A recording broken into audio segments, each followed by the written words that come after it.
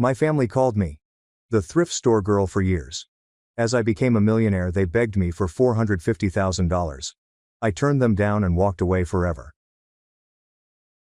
I realized early on that I was the family letdown. My name is Claire Thompson, and I've spent my whole life being the punchline to my family's failure jokes. My sister Olivia has the beauty, the charm, and presumably all the brain cells as well.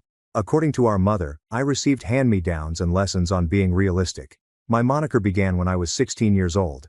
Olivia required a dazzling and pricey homecoming outfit from Nordstrom. I needed new clothing for school because I had outgrown everything during the summer. Mom brought us both shopping, but our budget only went so far. Olivia went away with a $250 outfit that she had worn once. I was dropped off at Goodwill with $50 and instructed to make it work. That day, I bought a vintage leather jacket for $10 that was real leather and had scarcely been used. I was quite proud of it. I wore it to school the next Monday, and when I returned home, Olivia was laughing with her pals in the living room. She noticed me and exclaimed loudly, "Look everybody, it's the thrift store girl. Did you get a good deal on those sad little secondhand dreams?" Her pals laughed. Mom, who was in the kitchen, did not say anything to protect me. Dad was on a business trip, which was essentially his constant status. The name stayed. Olivia used family meals, holidays and odd Tuesday nights to put me in my place. Out comes the thrift store girl. I grew strong skin out of necessity. While Olivia pledged sororities at USC and posted countless photographs of beach parties, I worked 2 jobs to pay for community college. My tiny apartment smelled like the Indian restaurant downstairs. I ate ramen and learned how to hem my own clothing. Nobody was handing me anything, so every dime counted. My parents paid for Olivia's whole schooling. When I asked if they might assist with even a semester's tuition, Dad mumbled something about teaching me the importance of hard work. Olivia had already received her degree on a silver platter, but I obviously needed character development. I majored in computer science since I excelled at it and the jobs paid well. My classmates were chatting, but I was coding. I constructed websites for small businesses, developed applications, and studied all I could about software development. I finished with honors and no debt, which felt like winning a secret battle. My first serious work was with a tech startup in Austin. The compensation was reasonable, and I could finally breathe without having to check my bank account every 5 minutes. I rented a 1-bedroom apartment and purchased my first new clothing in years. I posted a snapshot to the family chat, proud of my small place. Olivia commented, "Cute. Very minimalist. I guess thrift store furniture is making a comeback." She had purchased everything new. The remark hurt less than it might have years ago, but it still hit. I'd relocated 500 miles away for work, but also to avoid the continual comparisons. Austin seemed like a fresh start, a place where no one recognized me as the disappointed daughter. I could simply be Claire, the coder who writes clean code and meets deadlines. My flat was in a development close to the office. Nothing fancy, just mine. My balcony overlooked a courtyard where other young professionals gathered on weekends. I gradually gained acquaintances at work, largely co-workers who loved my dry sense of humor and knew nothing about my home dynamics. When asked about my background, I remained evasive. Parents live in California, and one sibling is not very close. The startup culture was strong and thrilling. We had ping-pong tables and complimentary food, yes, but we also had a mission. Everyone there thought we were creating something significant. Late nights seemed more like investments than sacrifices. I was learning from folks who had previously sold firms and knew the game we were playing. I began saving aggressively. Every payday, I estimated the precise amount I needed for rent, electricity, food, and a modest amusement budget. Everything else was either saved or invested. My coworkers thought I was paranoid. They spent money on excellent dinners and weekend getaways. I recalled being broke too well to be reckless with money. Around this time, Olivia revealed her pregnancy. The family discussion erupted with delight. Mom was ecstatic about becoming a grandma. Dad started discussing legacy and family continuity. I gave Olivia my congrats and a gift card, which she accepted with a generic thank you. Days later, the baby shower was held in California. I couldn't afford the airline ticket, the present, and the time off from work, so I opted to work. Olivia sent images from the occasion, including extravagant decor, fancy baby outfits, and a cake that likely cost more than my monthly grocery budget. Mom remarked on each shot, saying how lovely everything was and how lucky they were. I worked extra hours that weekend and accomplished a big portion of a tough job. My boss noticed. That notification resulted in increased responsibility, more money, and more prospects. I met Daniel Stevens, one of the company's co-founders at the startup. He was intelligent, uncomfortable, and absolutely preoccupied with creating software to improve data security. I started as a junior developer, but Daniel saw something about my work. Within a year, I was managing my own staff. Within 2 years, I had become his professional partner in many aspects. Daniel resembled me of myself in several ways, underappreciated and motivated by something deeper than money. He was the strange kid in school, the one who programmed instead of socializing. His parents had intended him to become a doctor. He disappointed them when he dropped out of medical school to establish a technology firm. We connected over familial expectations and the freedom to disappoint folks who never truly knew us. Our working connection was purely chemistry-based. He'd draw impossible concepts on whiteboards, and I'd find out how to make them happen. We complemented each other, his vision, mine execution. The rest of the squad noticed. They began dubbing us the Brain Trust, which was both flattering and little obnoxious. We worked 80-hour weeks. We survived on coffee and resolve. Brian had the vision, but I had the practical ability to make it happen. Our software was excellent, it was revolutionary. Companies began licensing it. Contracts that were formerly small become larger. Tech behemoths started paying heed. Daniel and I celebrated at a dive bar when a Fortune 500 firm licensed our software for the first time. We were not champagne people. We ordered whiskey and sat in a booth that smelled like decades of spilled beer, laughing at each other like idiots. "We've done it," he remarked. "We built something that mattered." "Your family must be proud," Daniel remarked, somewhat inebriated. I laughed. "They don't really understand what I do. My sister thinks I fix computers." "Seriously?" She once asked me if I could help her printer connect to Wi-Fi. When I tried to explain what I truly do, she became bored and switched the topic to her kitchen makeover. Daniel shakes his head. "My parents still ask when I'm going back to medical school. Some people can't see past their own expectations." We clinked glasses to that, to being seen by those who mattered, even if our families weren't there. As the firm expanded, so did my role. I wasn't only coding anymore, I was making strategic decisions, employing teammates, and negotiating contracts. Daniel absolutely trusted me, therefore I had equity that mirrored my worth. When we finalized the ownership structure, I ended up owning 40% of the firm. Daniel had 40%. The remaining 20% will be shared amongst early investors and important workers. I didn't tell my family anything about work, and why should I? Every time I cited an achievement, Olivia found a way to undermine it. When I informed them that I had been promoted to senior developer, she announced her engagement to Adam Walker, whose father controlled a chain of auto dealerships. The talk quickly turned to her princess-cut diamond and her wedding preparations. The interaction occurred in my second year at the startup. Olivia revealed it in the family chat, sharing a snapshot of her hand with a massive ring, at least 2 carats, possibly 3. Adam proposed on a beach trip in Maui, dropping down on one knee at twilight as a photographer documented the scene. The photographs were properly altered and uploaded within hours. Mom called me crying with joy. "Your sister is so blessed," she kept repeating. "Adam is such a catch. He's going to take such good care of her." I was troubleshooting a serious system breakdown when she phoned. I had 3 developers waiting for my feedback and a customer presentation in 2 hours. I said, "Congratulations." And then I had to go. Mom expressed disappointment because I wasn't more thrilled. The fact was that I felt nothing. Olivia's happiness had lost meaning to me somewhere along the road. Her life was hers. It was my. The only intersection was obligation. I went to the wedding alone. I was 25, wearing a dress I had purchased fresh from a department shop, and I still felt invisible. Olivia's bridesmaids were all sorority sisters who appeared to have walked out of a magazine. I sat at a table with distant relatives who had spent the whole reception on their phones. The wedding was held at a resort in Napa Valley, with 3 days of celebrations leading up to the ceremony. I could only afford to attend the wedding itself, flying in Saturday morning and departing right from the reception that evening. I missed the welcoming supper and the morning after breakfast. No one appeared to notice. The ceremony was gorgeous, but in an overpriced, impersonal manner. White flowers everywhere, accompanied by a string quartet.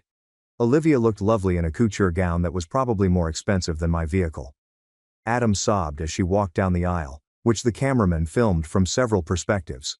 I sat 17 rows back on the bride's side, between a great aunt who kept inquiring who I was and a family acquaintance whom I'd never met. Olivia walked by on her way down the aisle, and her gaze swept over me. I don't think she even realized I was there. During the toasts, Olivia's maid of honor discussed how Olivia was always meant for success, knowing precisely what she wanted and how to attain it. Dad's toast highlighted how proud he was of his accomplished daughters, but he only provided instances of Olivia. Mom shed tears of delight. I sipped champagne and pondered why I had bothered to come. The celebration was held in a vineyard with golden hour lighting, which made everything appear like a movie. I attempted to socialize, but I kept finding myself in discussions where I was the odd one out. Olivia's pals discussed spinning lessons and vacation houses. Adam's family talked about golf handicaps and investment properties.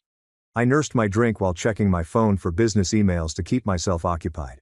At some time, a groomsman approached me. He was inebriated yet nice, asking how I knew the pair.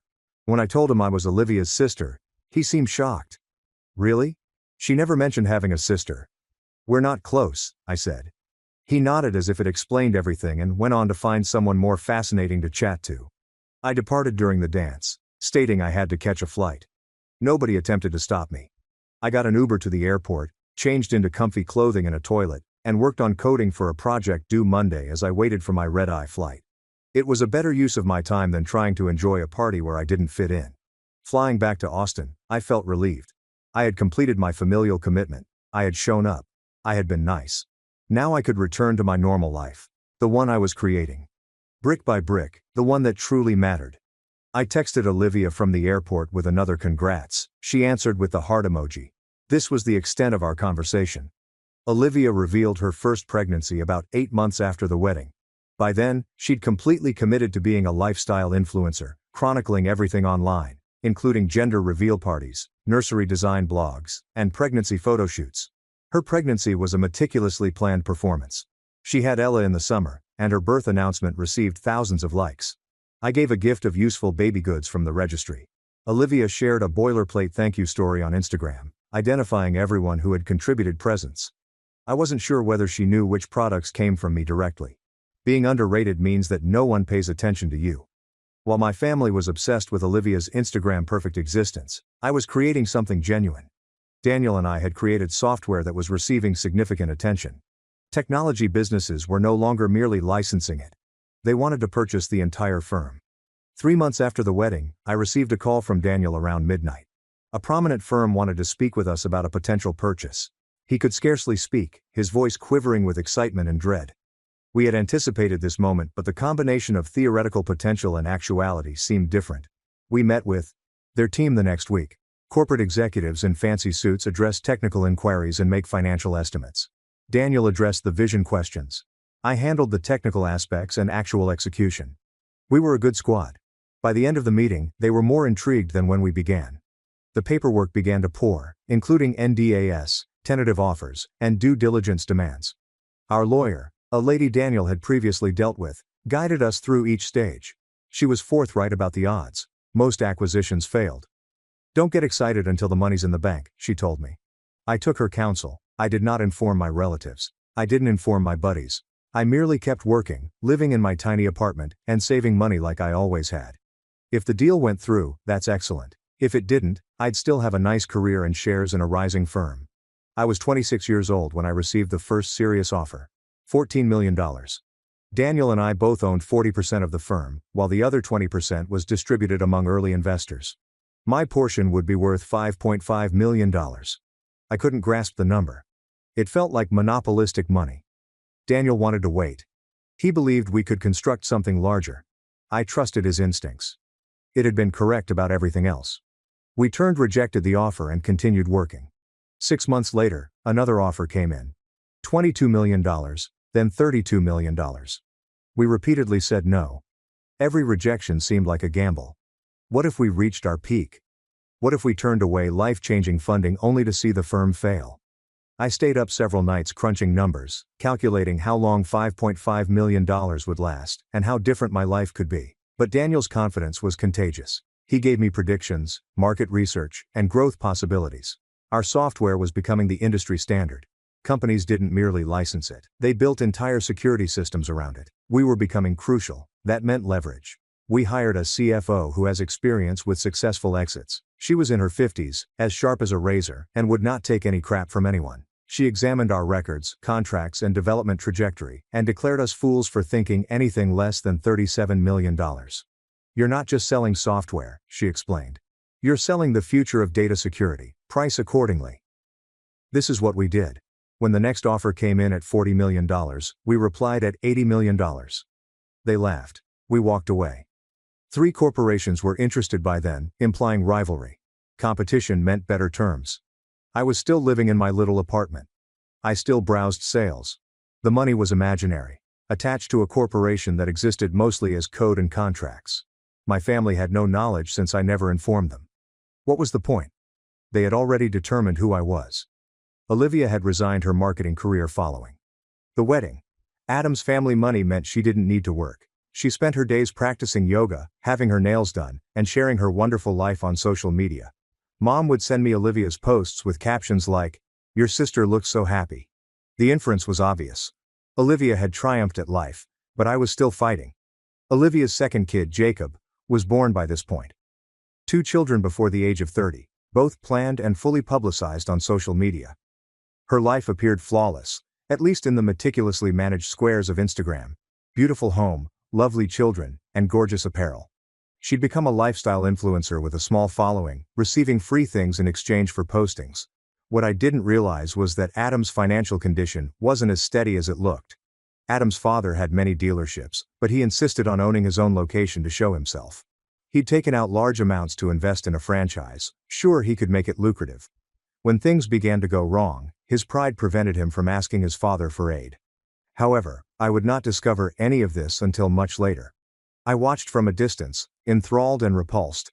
How much of it was real? Did she truly adore the life she portrayed? Or was she trapped in the same way I had been, performing for an audience that expected perfection I didn't want?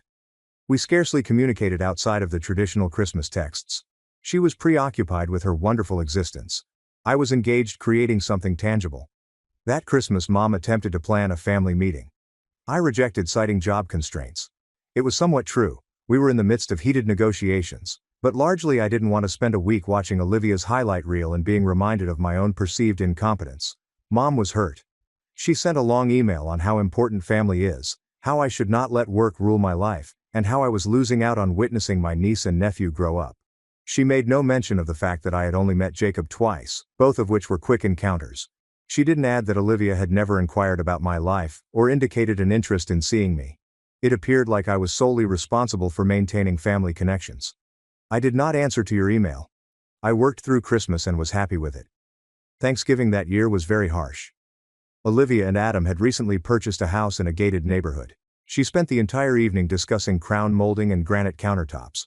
When Mom inquired about my life, I answered that we were in acquisition discussions. "That's nice, dear," Mom remarked ambiguously. "Olivia, tell us more about the master bathroom renovation." I stopped attempting to explain after that. The last bid arrived in February, $80 million for the entire deal. Daniel contacted me at 11 p.m., his voice trembling. The purchasers were serious. They wanted our software, personnel, and vision. This was it. The moment we'd been working towards for 6 years. My portion would be $34 million. After taxes and repaying early investors who had chosen lower returns, I'd have around $8.5 million in liquid assets. $8.5 million. I sat on my apartment floor for an hour, staring at the wall. Daniel and I signed the paperwork in March.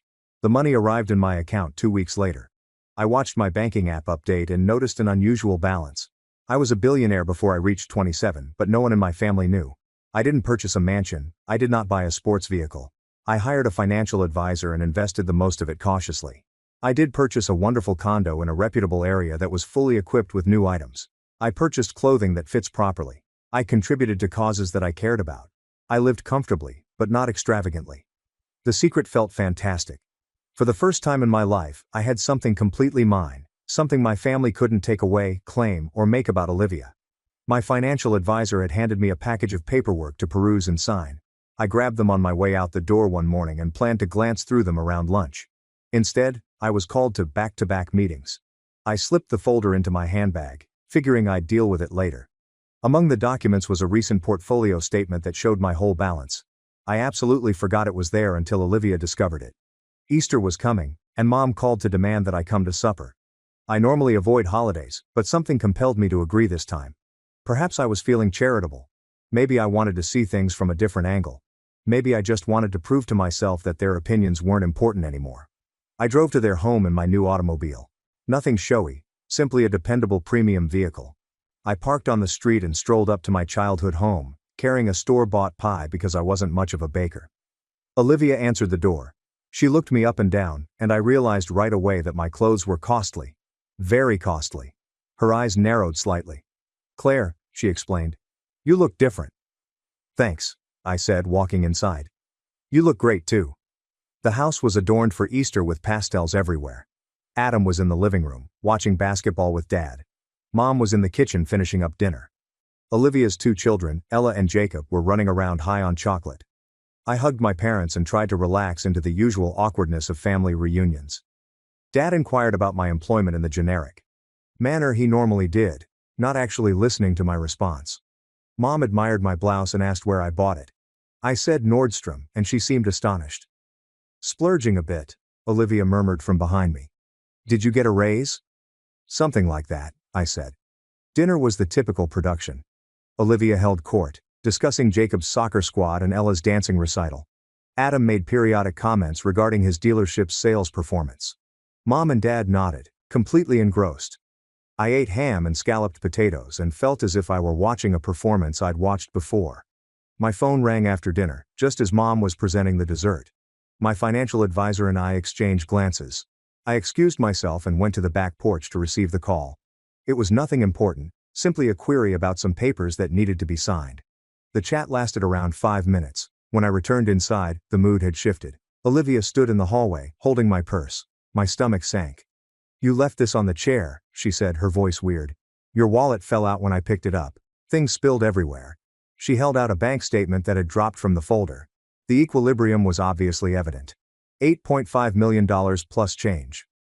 The room became silent. Mom's pie server clattered on the dish. Dad's eyes expanded.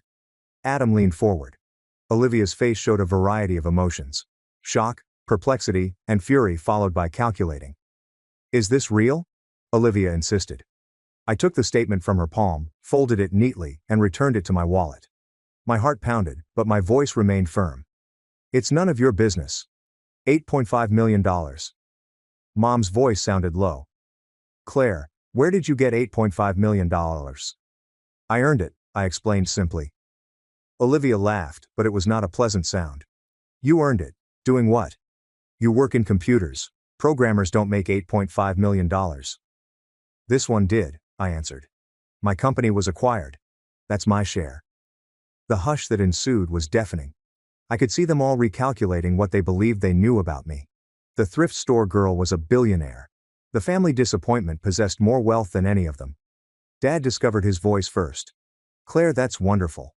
Truly, why didn't you tell us?" "Because it's my business," was my reply. "And because I knew this would happen." "What would happen?" Mom inquired, her expression wounded. "This," I motioned to their faces. "You've never cared about my success before. Why would I share this with you now?" Olivia's horror was deteriorating into something worse. I could see the wheels spinning and the entitlement coming to the surface. "After everything this family has done for you." "Like what?" I interjected. "Please enlighten me. What has this family done for me?" "We raised you," Mom explained. "You raised both of us. You paid for Olivia's entire college education while I worked myself into exhaustion to afford community college. You've celebrated every one of Olivia's accomplishments while barely acknowledging mine. You allowed her to mock me for years, calling me thrift store girl like it was funny." "That was just teasing," Olivia explained defensively. "It was cruel," I said back. "And you all let it happen. You all participated." Adam, who had been quiet, now piped out. "Claire, Olivia is just surprised. We all are. This is a lot to process, but family is family, right? And family helps each other." There it was, the underlying source of the tension in the room. They wanted my money. Help each other. "How?" I inquired, already knowing the answer. Olivia rushed in, her voice taking on a plaintive tone that may have worked on me once. "Claire, Adam's dealership has been struggling. The economy, supply chain issues. You know how it is. We might lose the house. We have kids to think about. You don't have children. You don't have a husband. You don't have anyone depending on you. You have more money than you could ever spend." I gazed at her. This lady had made my upbringing unpleasant, criticized my challenges, and never inquired whether I was all right or needed help. And now, she wants my money. So, let me get this straight, I began carefully. You want me to just give you my money? The money I earned while you were posting selfies on Instagram? The money I made while you quit your job to play housewife? You want me to hand over what I worked for because Adam made bad business decisions? It's not like that, Adam argued. It's a loan. We'd pay you back. No, you wouldn't, I said bluntly. And even if you intended to, you couldn't. If you can't manage your own finances, why would I trust you with mine? Mom walked closer, her expression sincere. Claire, honey, please. Olivia is your sister. Those are your niece and nephew. You wouldn't let them lose their home, would you? How much are you asking for? I inquired, truly intrigued by their chutzpah. Olivia and Adam shared a glance. $450,000 would cover everything, Olivia remarked. The mortgage, the debts, enough to get us back on our feet. It's nothing to you. It's barely 5% of what you have, but for us, it would mean everything. I sensed a change inside me. The years of being disregarded, dismissed and mocked crystallized into perfect clarity. These individuals did not love me. They never had. I was just someone they kept around to boost their self-esteem. And now that I had something they desired, I was treated like family. No, I said. Olivia blinked. What? No, I'm not giving you money. Not $450,000. Not $500. Not 5 cents. Her cheeks turned crimson. Are you serious? After everything? After everything. What? I said, raising my voice. After you spent our entire childhood making me feel worthless. After you called me thrift store girl at every opportunity. After this family made it clear that I was worth less than you in every way that mattered. Now you want me to rescue you? We're family, Olivia said. Family supports each other, I remarked coldly. Family doesn't mock each other. Family doesn't play favorites. You want to know what family is? It's not this. It never was. Dad tried again, his voice taking on the authoritative tone he used when we were youngsters. Claire, you're being selfish. Your sister needs help and you have the means to provide it. This is what decent people do. Something inside of me cracked. I began laughing. I couldn't get past the ridiculousness of it all. They called me selfish after a lifetime of selfishness. It was too much. The laughter kept pouring out of me in waves. Decent people, I said between laughter.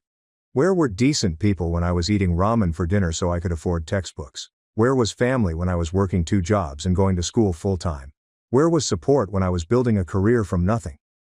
We didn't realize you needed help, Mom answered faintly. You didn't ask, I said, my laughter fading. You never asked because you didn't care. As long as Olivia was happy and successful and posting pretty pictures, I could suffer in silence. I was just the thrift store girl. Remember? I wasn't worth your attention. Olivia's expression was contorted with hatred. Now you're really going to let us lose everything? You're going to let your niece and nephew be homeless because you're petty and bitter? You're not going to be homeless, I murmured, exhausted. You're being dramatic. Sell the house, downsize, live within your means like I had to. Figure it out like I had to. Work for it like I did. I have children, Olivia said. Then set a better example for them, I fired back. Show them that hard work matters. Show them that you can't just coast on charm and good looks. Show them that actions have consequences. Adam stood up, his expression harsh. You're making a big mistake. We're family. You're going to regret burning these bridges. I grabbed my handbag and hurried out the door. They pursued me, their voices overlapping, pleading, demanding, and threatening all at once. Olivia grabbed my arm and dug her claws in. Please, she pleaded. And for a moment, she appeared truly desperate. Claire, please. I'm sorry about the stupid nickname. I'm sorry I wasn't nice. I'm sorry. Okay. I'm sorry. Just help us, please. I gazed at her. Really stared at her. She was still lovely and nicely put together. But her eyes were wild. Her entire existence had been constructed on the generosity of others, and now it was disintegrating. I felt nothing. I'm sorry too, I answered gently. I'm sorry you're in this situation. I'm sorry you made choices that led here, but I'm not your bailout. I'm not your backup plan. I'm not the thrift store girl you can dismiss and ignore until you need something. I released my arm and went for the doorknob. Olivia's apologies immediately turned into fury. You're selfish, she hissed. After everything we've done for you, we gave you a home. We fed you. We raised you. And this is how you repay us. You did the bare minimum that parents are legally obligated to do. I responded. That doesn't entitle you to my money. Mom was crying now. Dad was red-faced and enraged. Adam was pacing. Olivia seemed to want to physically assault me. I opened the door. Claire, if you walk out that door, you're not welcome back, Dad stated sternly. If you choose money over family, you're no daughter of mine. I hesitated in the doorway and turned back to face them. You chose Olivia over me. My entire life, you heard me say. You chose appearances over substance. You chose comfort over fairness. You made your choice a long time ago. I'm just finally making mine. You'll regret this, Olivia yelled after me. When you're old and alone with nobody who loves you, you'll remember this moment. You'll remember that you chose money over your own family. I smiled at her, and she took a step back, so it had to be a bad one. I'd rather be alone with $8.5 million than surrounded by people who only love me for what I can give them. Get out, Olivia yelled. Get out and don't come back. That's the plan, I explained. She surged forward, slamming the door in my face. I heard the lock click through the door. I could hear yelling, sobbing, and the pandemonium of a family disintegrating. I stood there for a time, expecting to feel anything. Regret, despair, or anything. Instead, I felt lighter. I walked to my car, got inside, and drove away from that house for the final time. My phone started ringing before I got to the freeway. Olivia. I refused the call. She called again, declined yet again. I banned her phone number. Then I blocked Mom's, Dad's, and Adam's. The stillness was amazing. Over the following few weeks, they tried everything. Mom wrote me emails imploring me to reconsider, stating Olivia was having breakdowns and the stress was impacting the kids. Dad's emails began reasonably, but became progressively irate when I failed to answer. Olivia generated new email addresses when I blocked the existing ones. Her communications alternate between apologies and threats. Adam tried everything to reach me, including LinkedIn messages and Facebook friend requests from false profiles. I disregarded it all. When Dad's lawyer wrote a threatening letter concerning alleged inheritance claims, my lawyer promptly issued a cease and desist letter, thereby closing that option. The harassing slowly lessened, then altogether. I learned via a mutual acquaintance that Olivia and Adam did lost their home. They moved into a rental in a less desirable area. Adam's dealership closed. Olivia had to find a real job, working in a mall's retail department. The gated neighborhood and the Instagram perfect existence had vanished. I felt a glimmer of pity, but it faded fast. They had made their selections. They had constructed their lives on unsustainable grounds. Their financial difficulties were not my job to resolve. It was entirely up to me how I spent my money. I provided scholarships for students from low-income families pursuing computer technology. I gave to organizations that support women in technology. I invested in businesses started by people that reminded me of myself, eager, brilliant, and underappreciated. When my grandmother moved into assisted living, I acquired her house. It was the one spot from my youth that brought back happy memories. I meticulously restored it, preserving all of the important details. I currently reside there, surrounded by objects. I pick stuff. I've earned things that are genuinely mine. I began dating someone I met via work. Another developer with their own success story. Someone who recognized the significance of hard labor since he experienced it firsthand. When I informed him about my family, he did not tell me to forgive them. He just grasped my hand and stated, "Some people are family, some are related. There is a distinction." 6 months after Easter, I received a wedding invitation. Olivia and Adam were renewing their vows as a PR stunt to demonstrate their enduring strength. The invitation was addressed to Claire Thompson and her companion. There was a handwritten message. "Despite everything, you're still my sister. I hope you'll come. We can talk." I threw it out without answering. A year after that Easter, Olivia sent me a message using a technique she had discovered that I hadn't blocked yet. It was lengthy, rambling, and full of apologies that seemed scripted rather than real. She discussed how difficult things had been, how much she had learnt, and how she now understood what I had been through. Finally, she asked if we might meet for coffee. She wrote that she did not want to ask for anything but rather to communicate an attempt. I reread it 3 times. I recalled the girl I'd been, yearning for morsels of acceptance from people who'd never seen me. I reflected on the woman I'd become, strong enough to walk away from those who harmed me. I erased the mail without replying. Some bridges are not worth repairing. Some doors, once slammed, should remain closed. Some family are best left behind. I learnt throughout treatment. Yes, I went to therapy because money allows me to afford treatment. that I had spent my entire life attempting to earn affection that would never be freely given. I had been performing in front of an uninterested crowd. When I stopped performing and wanting their approval, I became free. The money didn't help me. It provided me alternatives, stability, and comfort, but it did not heal my wounds. That task was more difficult and took longer. I had to unlearn the idea that I was worthless, deserved less, and should be grateful for scraps. I am enough. I always was. The thrift store girl who pieced together ensembles from discarded pieces was just as valued as the billionaire I eventually became. The only difference is that I now understand it. These days my life is tranquil. I work on projects that I find interesting. I travel whenever I want to. I have friends that choose me not out of blood or obligation, but because they truly enjoy who I am. My boyfriend thinks my thrift shop discoveries are beautiful, who like hearing stories about the antique leather jacket that I still have hanging in my closet. I created a life that is mine. Nobody can belittle, disparage, or take credit for it. When I look in the mirror, I see someone who has endured, worked, and refused to let others to determine her value. Sometimes I wonder if my family remembers that Easter supper, if they could relive the moment they found I was wealthy and insisted I share it. Most likely, they will not comprehend why I laughed in their faces and went away. People like these seldom comprehend. They will constantly feel entitled to what others have earned. They will always believe that family means claiming each other's achievement without contributing to it. But occasionally, late at night, when I'm in the house that I genuinely own, I recall standing at that doorway with Olivia shouting at me, ordering me to go. I recall the sound of the door slamming in my face, and the finality of the lock clicking into place. I can recall how it felt to walk away. And I grin because they actually did me a favor. They relieved me of the last remaining duty I felt toward them. They revealed their true selves to me one final time. They slammed the door on a connection I had been striving to keep because of guilt and habit. I walked away feeling lighter than I had ever felt. The thrift store girl became a billionaire. The family's disappointment became more successful than they could have dreamed. The girl they passed over became someone they couldn't ignore. And when they finally saw me, wanted something from me, and required what I made, I declined. Nobody warns you about the power of stepping away, the power to choose oneself. The strength of refusing to put yourself on fire in order to keep others warm who would never do the same for you. I do not regret it. Not for 1 second. Not while I am laying in bed in my lovely house. Not when I'm sponsoring scholarships for females, as I was. Not when I'm living the life I choose rather than the one chosen for me. Olivia was correct about one thing though.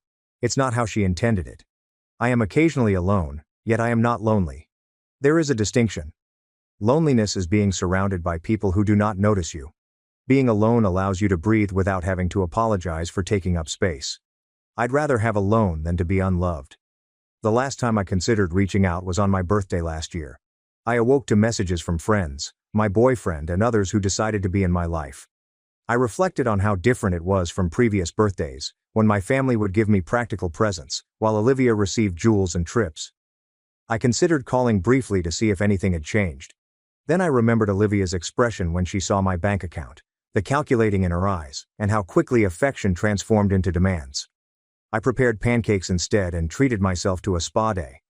Some individuals spend their entire lives seeking approval from people who never offer it. Some people injure themselves attempting to fit into areas that were never intended for them. Some people accept crumbs and call them love. I did this for 26 years. Now I live differently.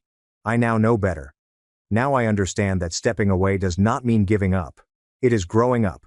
My relatives used to nickname me, the thrift store girl, as an insult. They assumed that secondhand meant second rate. They believed that bargain hunting meant cheap living. They believed I was inferior to them because I lacked what they have. They were incorrect about everything. The thrift shop girl learned to recognize value where others saw garbage. She learned to make damaged things beautiful. She discovered that worth is not decided by price tags, family acceptance, or Instagram likes. She learned to gamble on herself, and won. So, no, I will not reconcile with my family. I will not support Olivia's lifestyle or serve as the family ATM. I will not attend holidays, pretend everything is normal, or accept half-hearted apologies intended to manipulate rather than heal. I'll be here in my house, living my life and making my decisions. I'll be the thrift store girl who became a billionaire and discovered that some of life's finest things cannot be purchased, such as self-esteem, real connections, and the tranquility that comes from finally putting yourself first. They slammed the door in my face, assuming it was punishment. It was freedom. My mom kicked me out with only 3 hours' notice after I told her I was pregnant. Now, she wants to re-enter my daughter's life because of her trust fund. I informed my mother I was pregnant at 22. She gave me 3 hours to pack and leave. Declared I could handle the penalties of becoming a changed locks while sitting on the front step with 2 garbage bags of clothes and nowhere to go. My daughter's father was a college freshman orientation one-night stand. Ethan was visiting from Switzerland, but I didn't know his last name. Never saw him again after that night. He didn't know his number or school. I quit school, moved into a shelter, and left Lily in a county hospital while my mother told everyone I went to Vegas to strip. Absolute agony ensued for 4 years. Customers grabbed my ass for $3 tips while waiting tables at a restaurant. Black mold and insects at a studio. Lily slept in a dresser drawer because I couldn't afford a cot. WIC visits, food assistance, trekking 4 miles to work since the bus didn't leave early. My mother's 4-bedroom house was 20 minutes distant. Without calling or visiting, she informed family I was deceased. My sister Rachel surreptitiously met me at parks and brought Lily secondhand clothes, but she was too terrified to do more. Mom threatened to cut her off if she helped me. I succeeded though. I earned my GED online while Tyler slept. 3 years old, she started community college. Got better waitressing gigs, saved money, and relocated to a safer apartment. Lily was smart, humorous, rated 4, and did basic math before school. Everything I did was for her. I saw a guy enter my restaurant last month. An expensive suit with a Swiss accent stared at me. Last, inquired whether I attended State University 4 years prior. My heart stopped. Ethan became Adrian Moretti. His family ran luxury hotels across Europe. After his cousin gave him my university orientation archive photo, he searched for me for 2 years. He hired detectives, investigated social media, and spent thousands to find a female he'd spent one night with because he couldn't forget me. I introduced him to Lily and her photo. He sobbed at the restaurant. His father pushed him to marry someone else. Adrian declined, thinking of the American girl who drunkenly quoted Shakespeare and laughed at his bad jokes.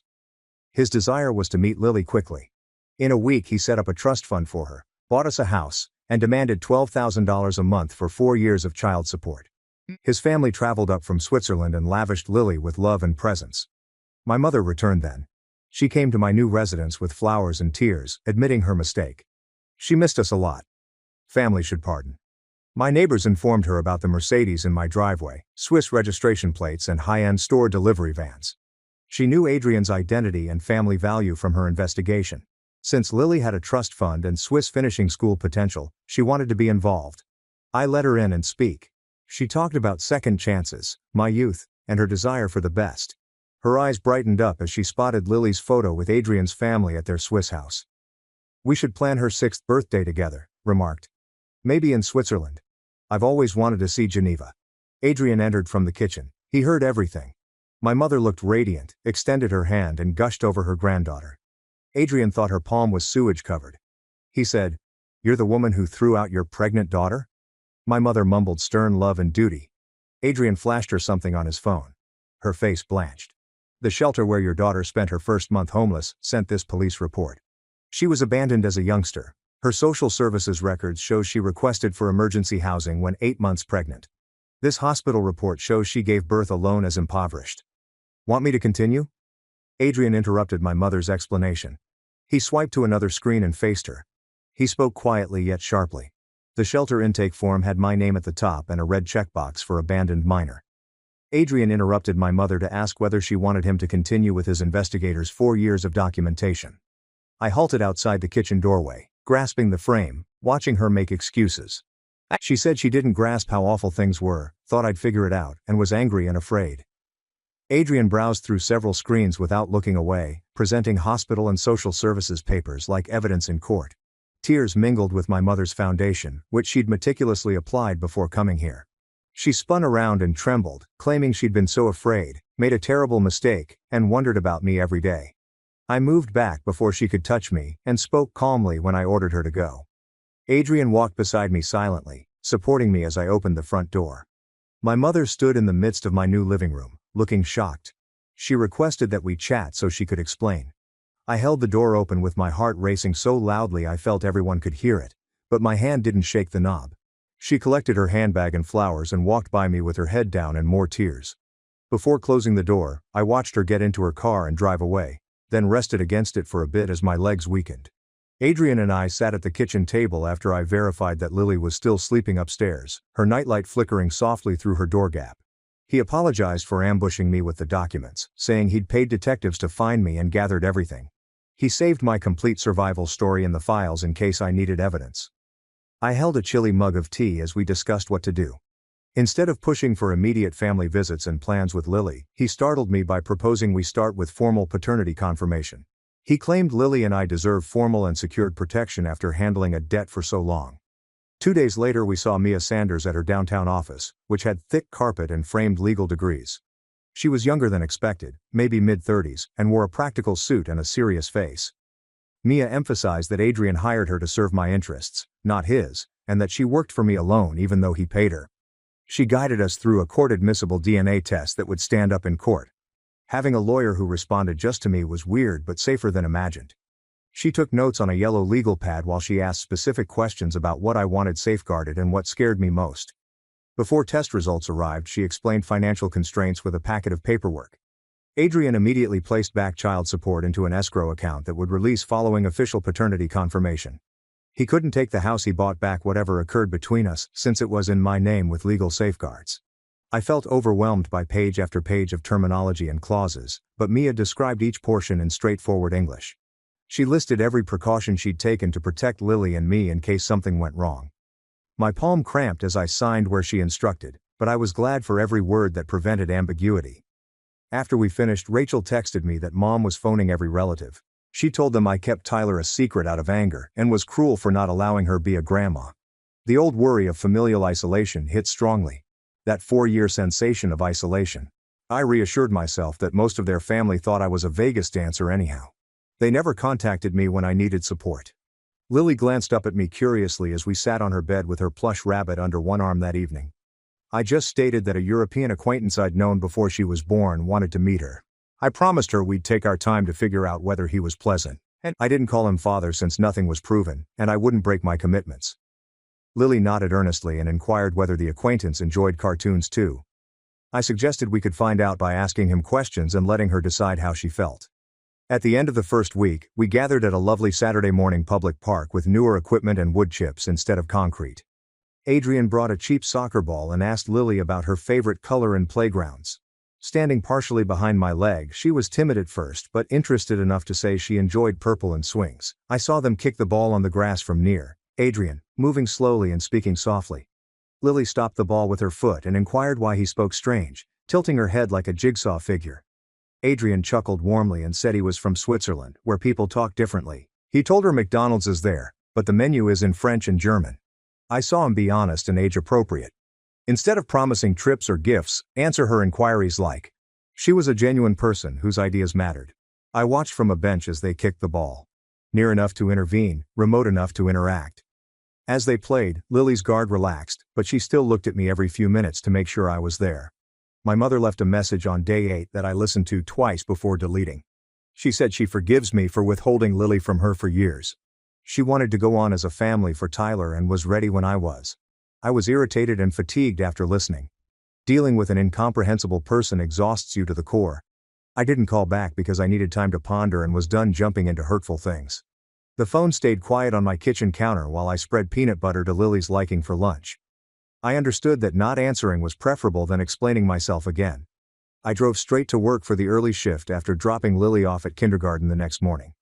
I took my midday break and strolled 3 blocks to the public library where I studied for my GED when Lily was a newborn. I used an unused computer terminal in the back corner to research grandparents' rights in our state. The restrictions were strict, requiring proof of a relationship, or that stopping contact would harm the kid. My mother had neither, but the websites warned that determined grandparents might file petitions and drag families through thousands of dollars in court fights. I noted legislation, case names, and filing requirements in a notepad.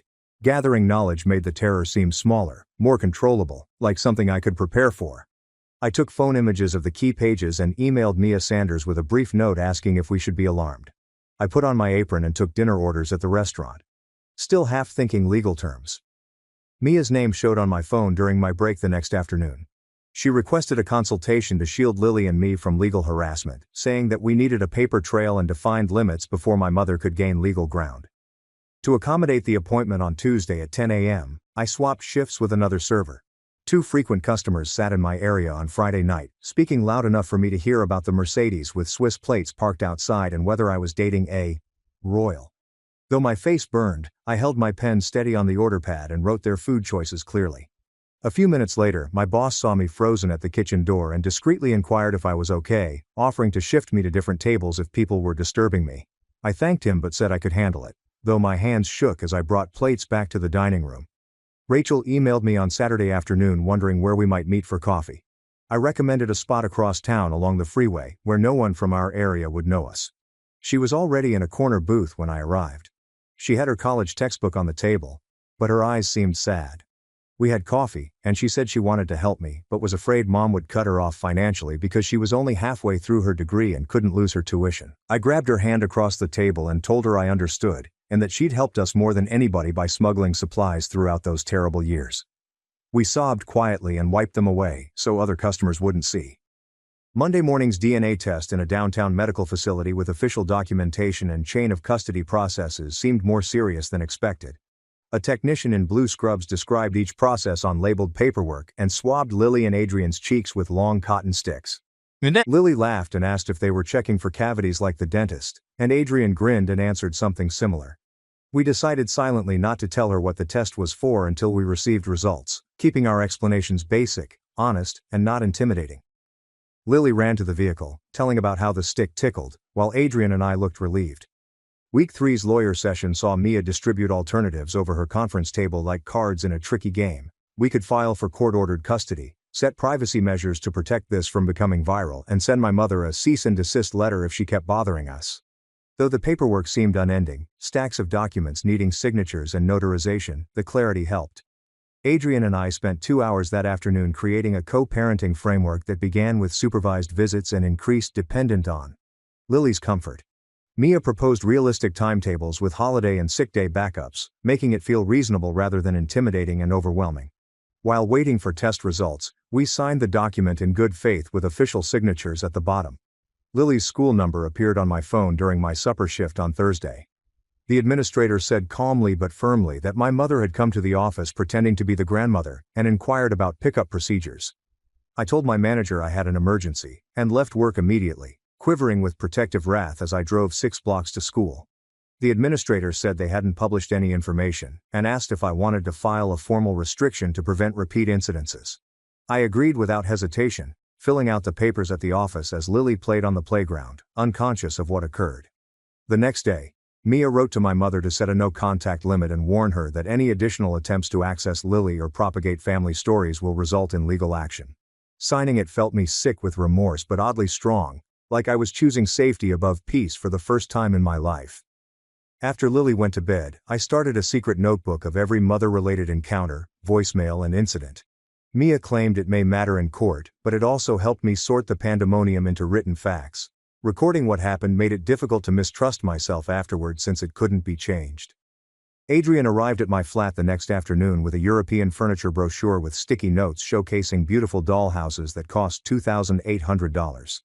He spread the brochure on my kitchen table and pointed to a Victorian-style home with functioning lights and hand-carved embellishments, adding, "Lily deserved beautiful things after the years we'd struggled." I felt sick looking at the price tag because it was more than 2 months of my former rent, and more than I'd spent on furniture for our apartment. I said it was too much too quickly, and that Lily was 5 and would be content with a $25 plastic toy shop one. He appeared perplexed and upset, as if he didn't understand why pouring money at everything wasn't the answer. I told him that experiences were more important than costly things after 20 minutes of discussion. Visiting the children's museum or zoo would make nicer memories than a playhouse she'd outgrow. Instead of resisting, Adrian suggested we take a weekend vacation to the science center with Lily's favorite interactive displays. That willingness to listen and alter direction was more valuable than any gift. A courier delivered the DNA findings 3 days later in an official package with lab seals and legal stamps. Adrian came over that night and we reviewed pages of genetic markers and chance percentages on my couch to corroborate what we already knew. We brought Lily in from her room, where she'd been coloring, and seated her on the couch between us, speaking softly. Adrian informed her he was her daddy and had been seeking for us for a long time. He didn't know about her before, but now he did, and wanted to be part of her life. Lily thought over this silently, her face serious like youngsters attempting to grasp something profound. She wondered whether she had Swiss grandparents like her friend Maya did in California. We replied sure, that her whole family wanted to meet her when she was ready, but only when she felt comfortable. She nodded and resumed coloring, perhaps needing time to reflect. Mia recommended Phyllis Sanders, a child therapist who dealt with youngsters going through severe family transitions, the next morning when we visited at her office. We planned an intake visit for the next week to give Lily time to process without intervention. Professional support didn't accept failure, Mia said. It protected Lily from adult overload. Learning to seek for aid didn't make me weak. It meant I was knowledgeable enough to recognize our guiding needs. I spotted a strange local area code on my phone that afternoon while working at the restaurant. I was requested to call back for a remark on the secret air myth circulating online. After hearing the reporter say she'd heard about Adrian's daughter and wanted to check details before writing, my hands started trembling. Panicked, I phoned Mia from the restaurant toilet. She urged me to enact the privacy strategy we agreed, which included no media interaction and letting the story die from lack of information. We decided to remain silent and use silence as a defense. My mother's handwriting appeared on a big envelope in my mailbox 2 days later. She apologized for her blunders but also listed all the locations she wanted to take Lily, and suggested we organize a family trip to Switzerland in a 5-page letter. She talked about missing us and how families should forgive, but every piece had ties and demands that I forget 4 years of neglect.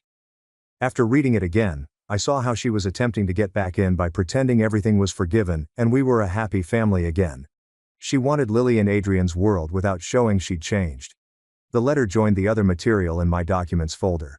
I visited Phyllis at her office the following Tuesday while Adrian waited in the lobby. Her inquiries included Lily's habit, personality, how she'd handled changes before, and what frightened me most about this move. Adrian arrived, and we discussed the problem from our views while Phyllis took notes. She took Lily in for a nice, age-appropriate session with toys and painting tools after an hour. While Lily sketched and played with miniature figurines, Phyllis asked casual inquiries about her family and thoughts.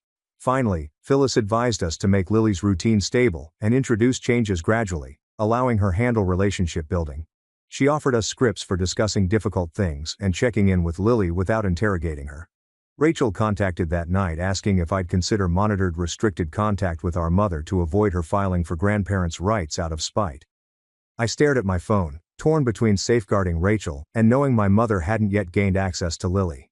I wanted to ease my sister's burden after years of discreetly aiding us. However, another part realized that manipulating to avoid conflict was how my mother had ruled everyone for decades.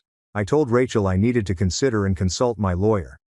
The next morning, Mia showed me the state's grandparents' petition laws, which stated that my mother had practically little standing to pursue visitation without a relationship. She offered mediation initially as a good faith gesture that would establish legal paperwork if my mother was unreasonable. We could show a court we tried to resolve problems, and my mother was the hurdle. I consented to mediation if strong restrictions were drawn out concerning contact and limits. That afternoon, the reporter left another note on my apartment door. This one offered to meet off the record to hear my perspective before others warped the narrative. I grasped the page, wanting to correct the record and control the story. I remembered Mia's advice. That engaging provided the tailfire and attention, and that silence was the fastest way to make it uninteresting and useless. I shredded and tossed away the note. Phyllis had Lily make a family and feelings portrait at her second therapy appointment the following week. Lily sketched a question mark-filled thinking bubble over her head in the middle. At Phyllis's gentle inquiry, Lily replied she was afraid her daddy would go again like he did, even though she realized it wasn't his fault he didn't know about her. We addressed her concern by calling it out instead of pretending everything was normal. Adrian brought a large craft shop bag that weekend, and we sat at the kitchen table with Lily. He took out a blank monthly calendar with large daily squares and 2 sheets of stickers with airplanes, video cameras, hearts, and stars. Lily gasped and grabbed the stickers as Adrian explained that we were constructing a chart to illustrate when he would visit, and when they would communicate on the internet. I saw her carefully choose purple hearts for video call days and gold stars for in-person visits from the stickers. Adrian pointed to each spot and let her place stickers to tally the days between visits. Although she glued them somewhat wrong and overlapping, she was really earnest. She wanted to hang it in her room immediately away once we completed. We tacked it on her bedside wall so she could view it every morning. She adored it and begged for more stickers for birthdays and other special days. Adrian agreed and gave her the full sheet, and seeing them plan relaxed me.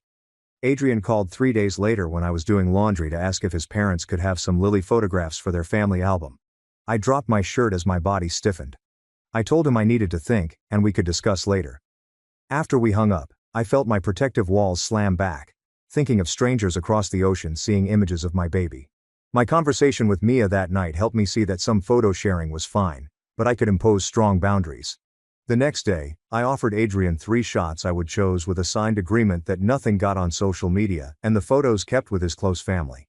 He accepted without hesitation and thanked me for trusting him to share so much. I chose 3 photographs from last month of Lily reading, playing at the park, and smiling. Sending them seemed like giving up bits of her I couldn't guard. Adrian had gained my trust, so I did it. Rachel missed 5 calls the next morning. I contacted her back and she said to check Mom's Facebook immediately. My stomach was turning as I opened the app and saw a new album called My Precious Girls, with 20 childhood images of Rachel and myself. The subtitles mentioned happy memories, strong family relationships, and her gorgeous kids. I barely remembered birthday and holiday photos. Everyone before I became pregnant. No photos from the previous 4 years because she wasn't there. Many relatives commented on how pleasant the memories were and how great a mother she must be. Reading her rewrite history for the ignorant made me ill. Rachel had screenshotted and forwarded me every photo and description for proof. She wanted me to document Mom's activities in case it mattered. I saved everything to an evidence folder on my phone and attempted to use the hurt instead of falling into old doubts. Mia phoned that afternoon to say she'd scheduled mediation with Olivia Carter, a family conflict mediator. The agreement included ground rules for the 2-week program. My mother had to apologize for each action, pledge to commencing treatment within a week, and agree in writing that any contact with Lily was my decision with no time frame. Mia said my mother's lawyer examined the agreements and she'd attend. I was startled she agreed such harsh restrictions, but Mia reminded me that my mother probably felt she could charm her way through mediation and get what she wanted. We'd see if she followed through or if it was manipulation. 2 nights later, I worked dinner at the restaurant and everything was fine until table 12. I accepted his order as usual when a Thursday regular sat down. He grinned at me as I brought his dinner and shouted loudly enough for surrounding tables to hear that I'd found a rich Swiss guy. Was I sure I hadn't imprisoned him intentionally? My face was burning as I froze with the plate in my hand. I carefully set the plate down and requested him to stop since it was unacceptable. He laughed like a joke, but my manager heard from across the room. She approached and politely ordered him to pay his payment and go. She refused to let him argue and claimed the restaurant didn't allow customer harassment. He fled after throwing cash on the table as customers watched. My boss massaged my shoulder and urged me to take a 5-minute back break. I stood in the kitchen shivering with fury and relief that someone supported me. Adrian and I met with our lawyers at Mia's office the following Monday. She meticulously planned a temporary parenting plan. Adrian visited every other weekend for 8 hours on Saturday and Wednesday night video calls. Structured documented financial help would be provided. We had to agree on Lily's schooling, health, and hobbies. Typing was formal with signatures and witness lines. Adrian and I signed numerous copies of our names across the conference table. It was safer to document everything in legal terminology than to trust each other. The framework protected Lily most, preventing us from making hasty changes without procedure. Mia submitted the plan with the court that afternoon, making it official. Olivia's downtown office hosted the mediation on a dreary Thursday morning. My mother was on time, dressed well, and bringing tissues in her handbag. Olivia sat between us and discussed the regulations before we began. My mother sobbed instantly, claiming she'd made a horrible mistake since she was young and afraid when I became pregnant. But then she justified teaching me responsibility and saying rough love was best. Though my heart was racing and I interrupted her, I maintained cool. I wanted her to admit acts without excuses.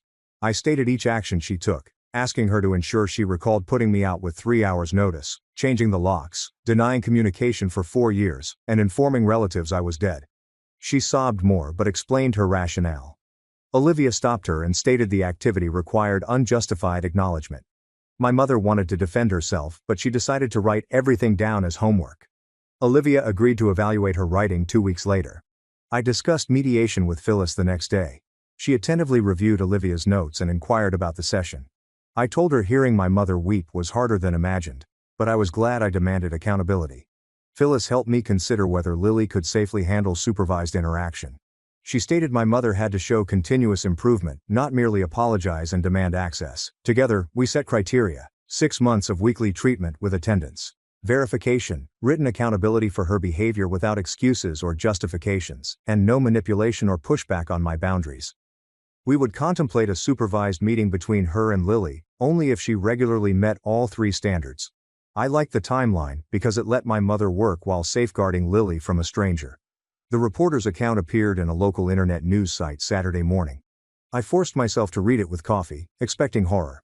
It respected and prioritized privacy rights for complicated families. After the writer fact-checked everything and I declined to respond, much of it was legal boundary conjecture that went off within 2 days. It wasn't rumor, which reassured me. Some coworkers saw it, but nobody asked. Rachel texted me that afternoon. Mother texted her all morning moaning that I was hiding her kid from her and begged Rachel to talk to me on her behalf. This time Rachel didn't relay Mom's concerns or intervene. She contacted me to say she'd advised Mom to work with the mediator and ceased using her as a go-between. She stated she was tired of being in the middle and that Mom needed to gain our trust by her actions. I responded back thanking her and praising her for putting that barrier. Rachel seems to be finding her voice instead of pleasing everyone. Adrian phoned the next morning while I was cooking Lily breakfast and suggested we meet at the park near my flat to discuss his schedule. We sat on a seat as Lily played on the swings 20 feet away, where I could see her.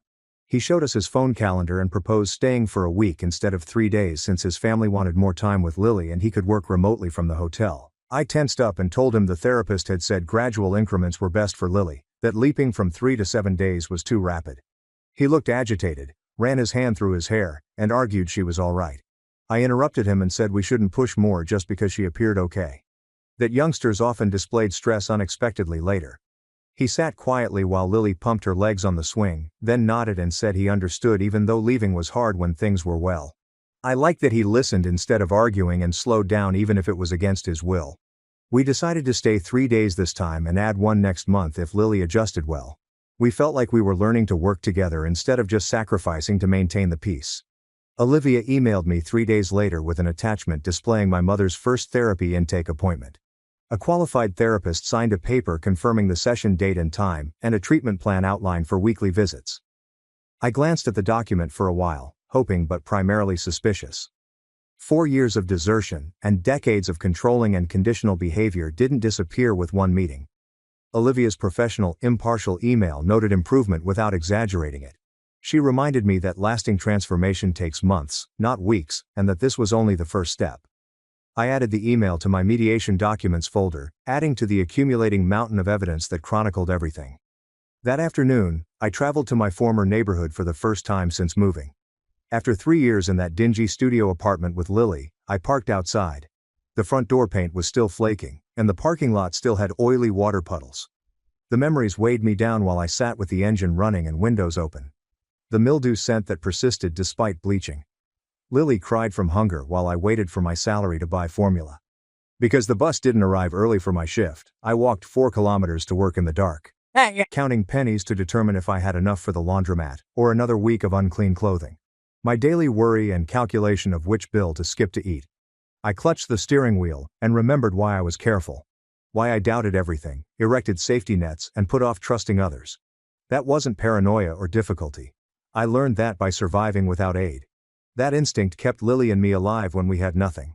I left the building after 10 minutes and drove home to our safe, roach-free flat. Feeling grateful and frustrated at how hard it was. Lily sobbed into her pillow that night about being confused. Sat on the bed edge, I inquired what was confusing her. She wondered why she had to travel to Adrian's hotel instead of his coming to our place. It was strange having 2 locations and not knowing which was home. Watching her struggle to understand something at her age hurt my chest. I took her favorite plush rabbit from the shelf and told her we would make a routine for between residences. She and I practiced in her room. The bunny went in her little backpack first. We sang the ABCs, while she put on her shoes. Her 3 embraces and my 3 kisses preceded her departure. We'd reverse everything when she got home. She stopped weeping and made me rehearse it 5 times before she remembered. By the end, she laughed when I pretended to forget the letter after M. I tucked her up and promised to repeat the process every time to make her feel safe no matter where we were. Olivia's office hosted the mediation follow-up on Tuesday morning. Mother arrived 10 minutes early and sat in waiting area with folder on lap. Waverly beckoned us back and we sat in the same seats, same distance apart. My mother took 3 handwritten papers from her folder. Waverly requested she read them aloud. My mother's voice trembled as she listed her actions, including pushing me out with 3 hours' notice when I was 22 and pregnant and changing the locks so I couldn't return. Disregarding Rachel's appeals for help getting me into a shelter and telling my family I'd become a stripper instead of acknowledging I was homeless. Never attending Lily's birth hospital, even if Rachel told her. Living 20 minutes away for 4 years without checking on us. The list included 2 pages. Reading made her cry, but she didn't apologize or explain. After finishing, she glanced at me and apologized for each mistake. I could see she still wanted to justify herself, but it was more honest than her previous apologies. I sat there letting the words sink without trying to comfort her or assure her everything was okay. I told her this was a first step, not absolution, and that she needed to keep proving herself via acts after a lengthy quiet. Waverly took notes and booked our next check-in a month later. My restaurant manager and I met the next day at lunchtime. I stated that I needed to rearrange my schedule to be home for Lily's nighttime ritual when Adrian wasn't visiting. We reviewed the staff calendar on his iPad. Instead of 2 nighttime shifts each week, I'd work hectic noon shifts. Lunch shifts paid better due to increased table turnover and more steady business lunch tips. After 3 years of reliability, he gave me first dibs on the calendar and preferred to work with me rather than lose me to another restaurant. I thanked him and felt relieved that all was coming together.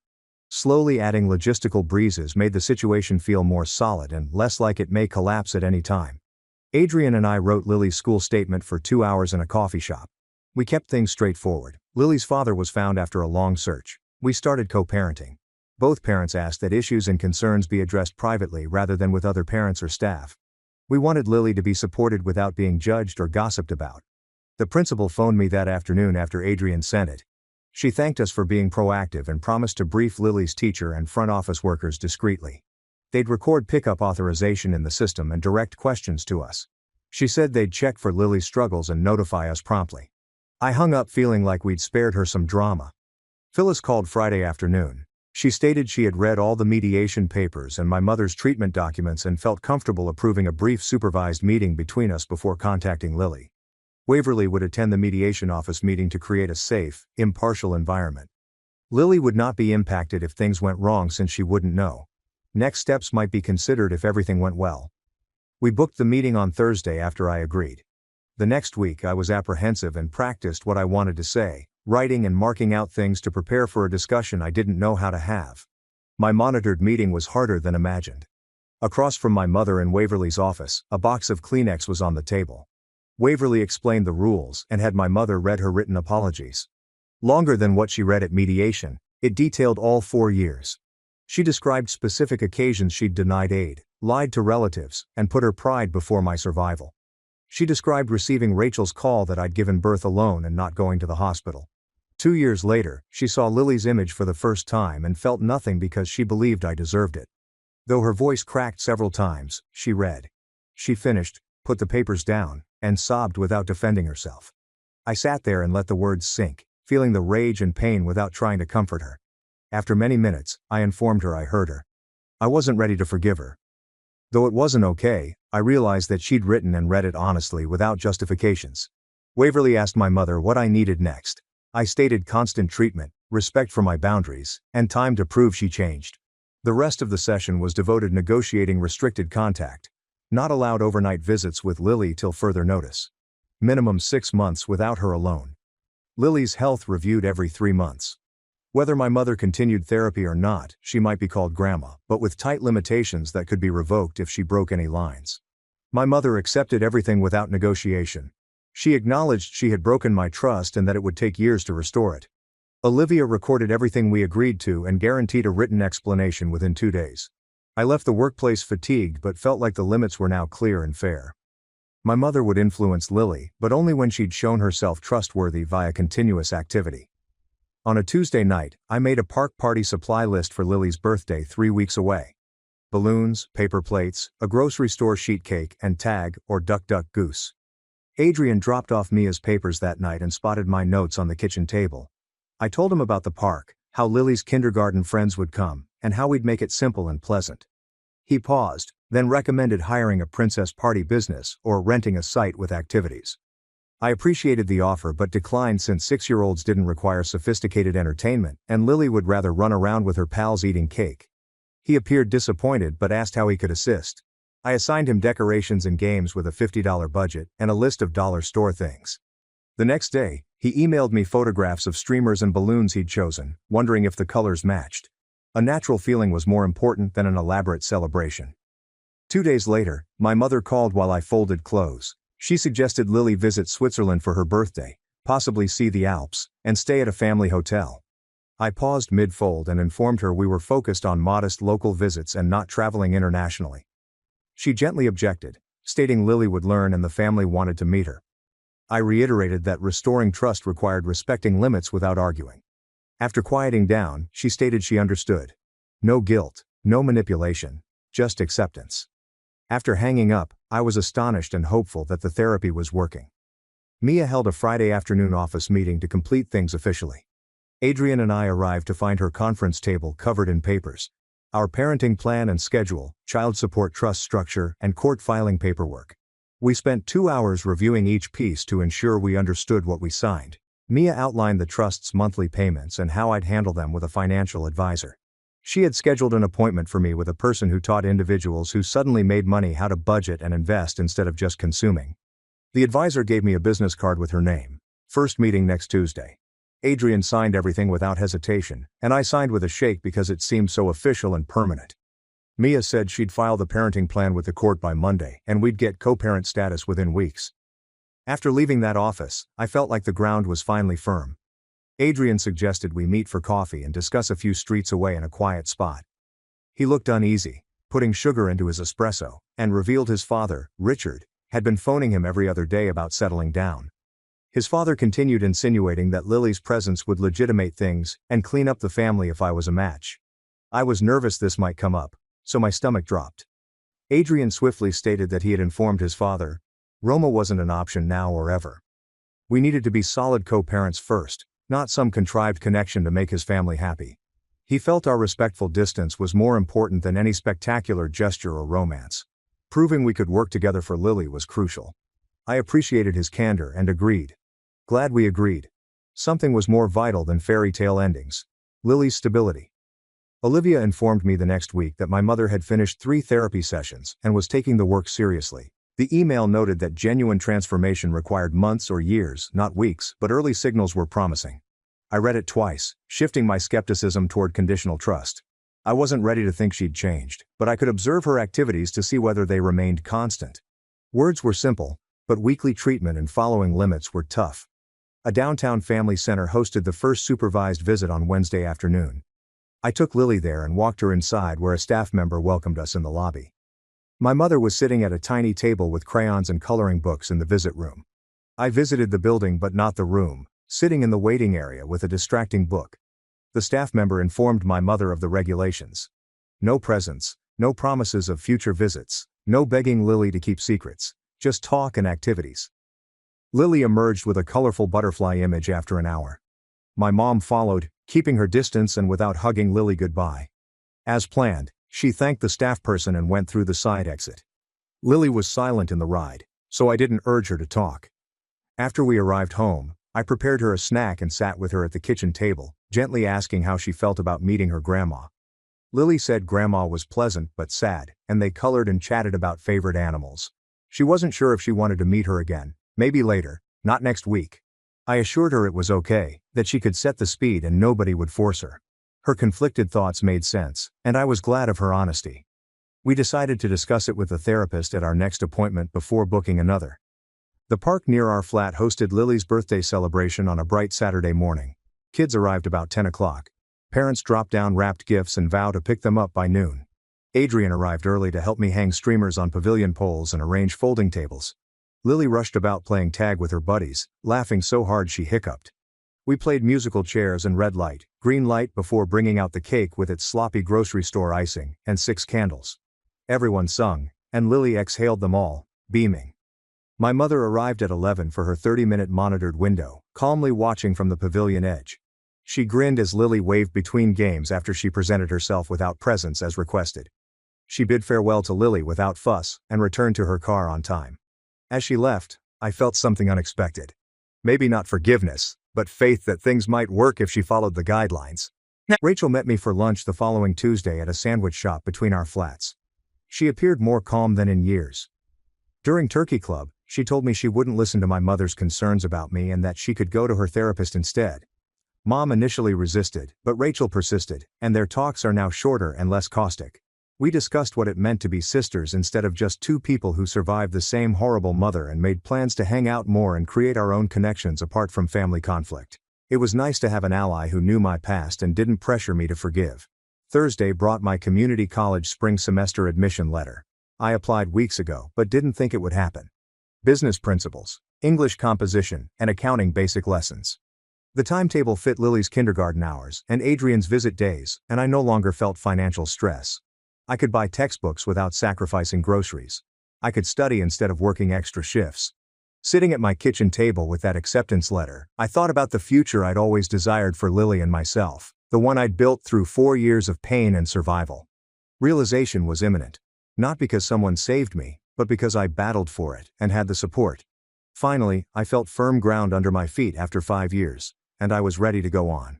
Lily watched Adrian's vehicle drive away on Tuesday morning as he traveled for Switzerland.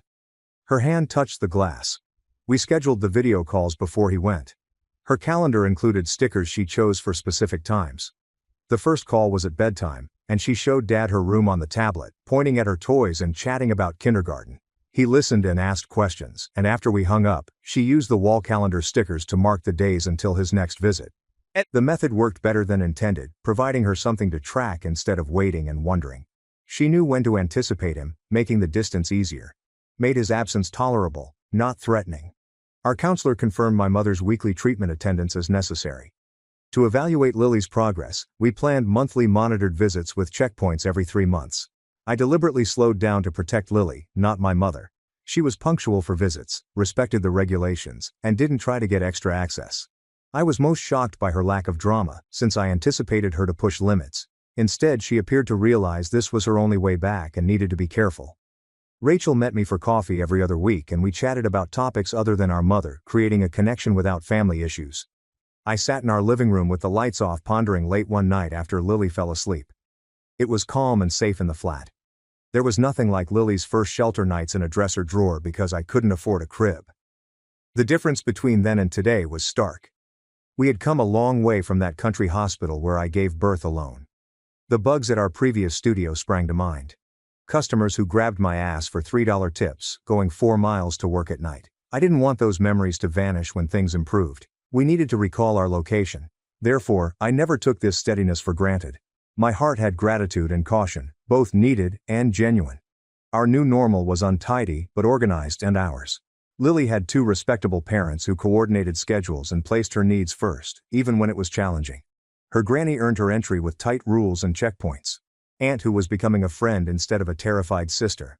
Her mother had endured hell and built something strong, so she realized how much it cost to get here.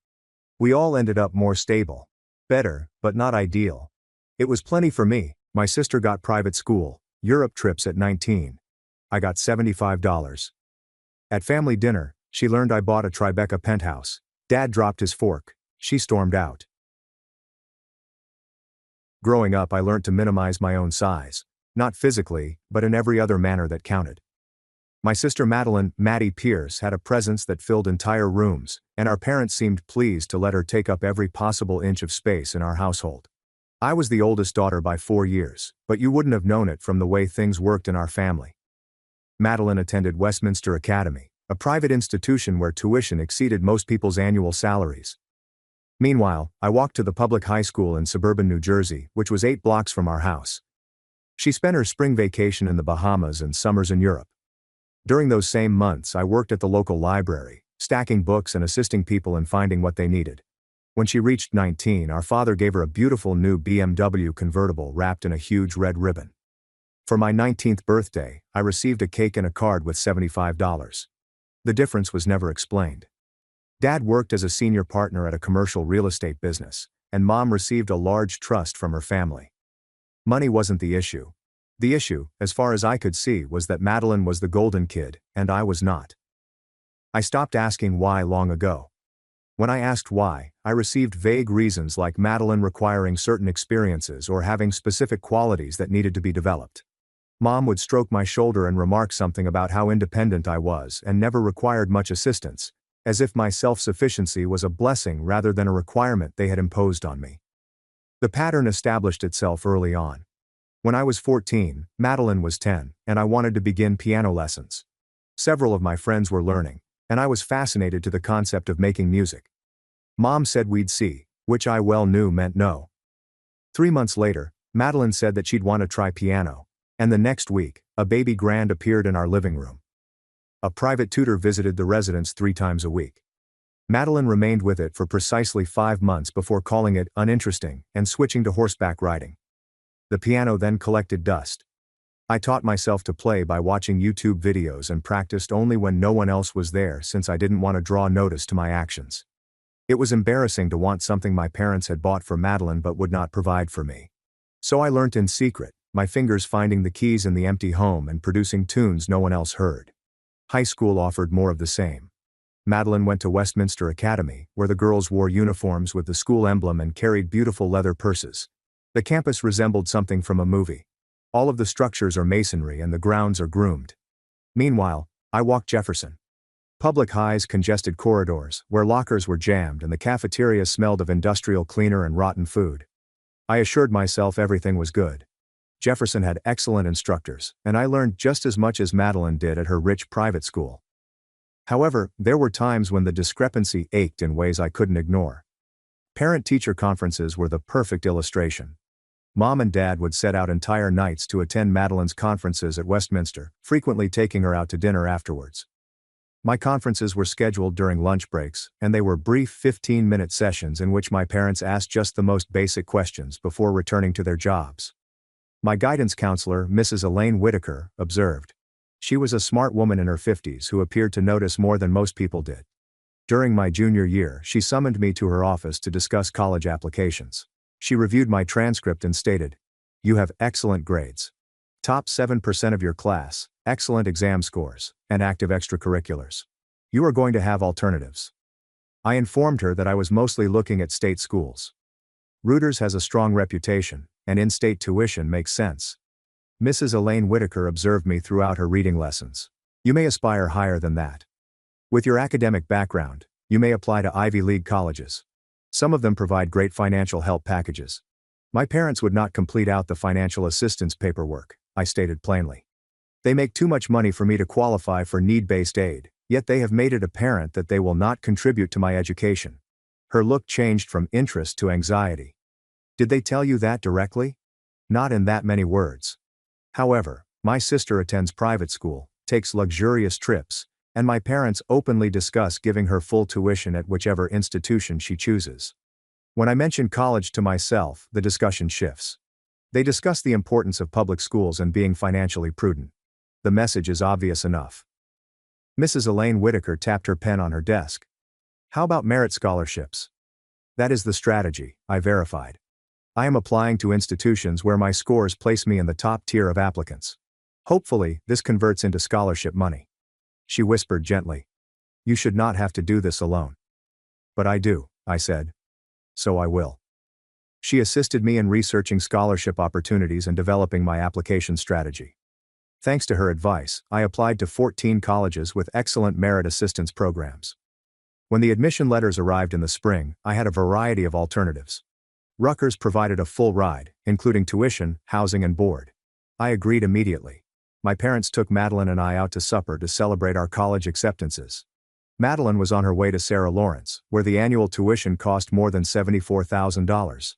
My full scholarship at Rutgers was mentioned lightly, almost as a footnote.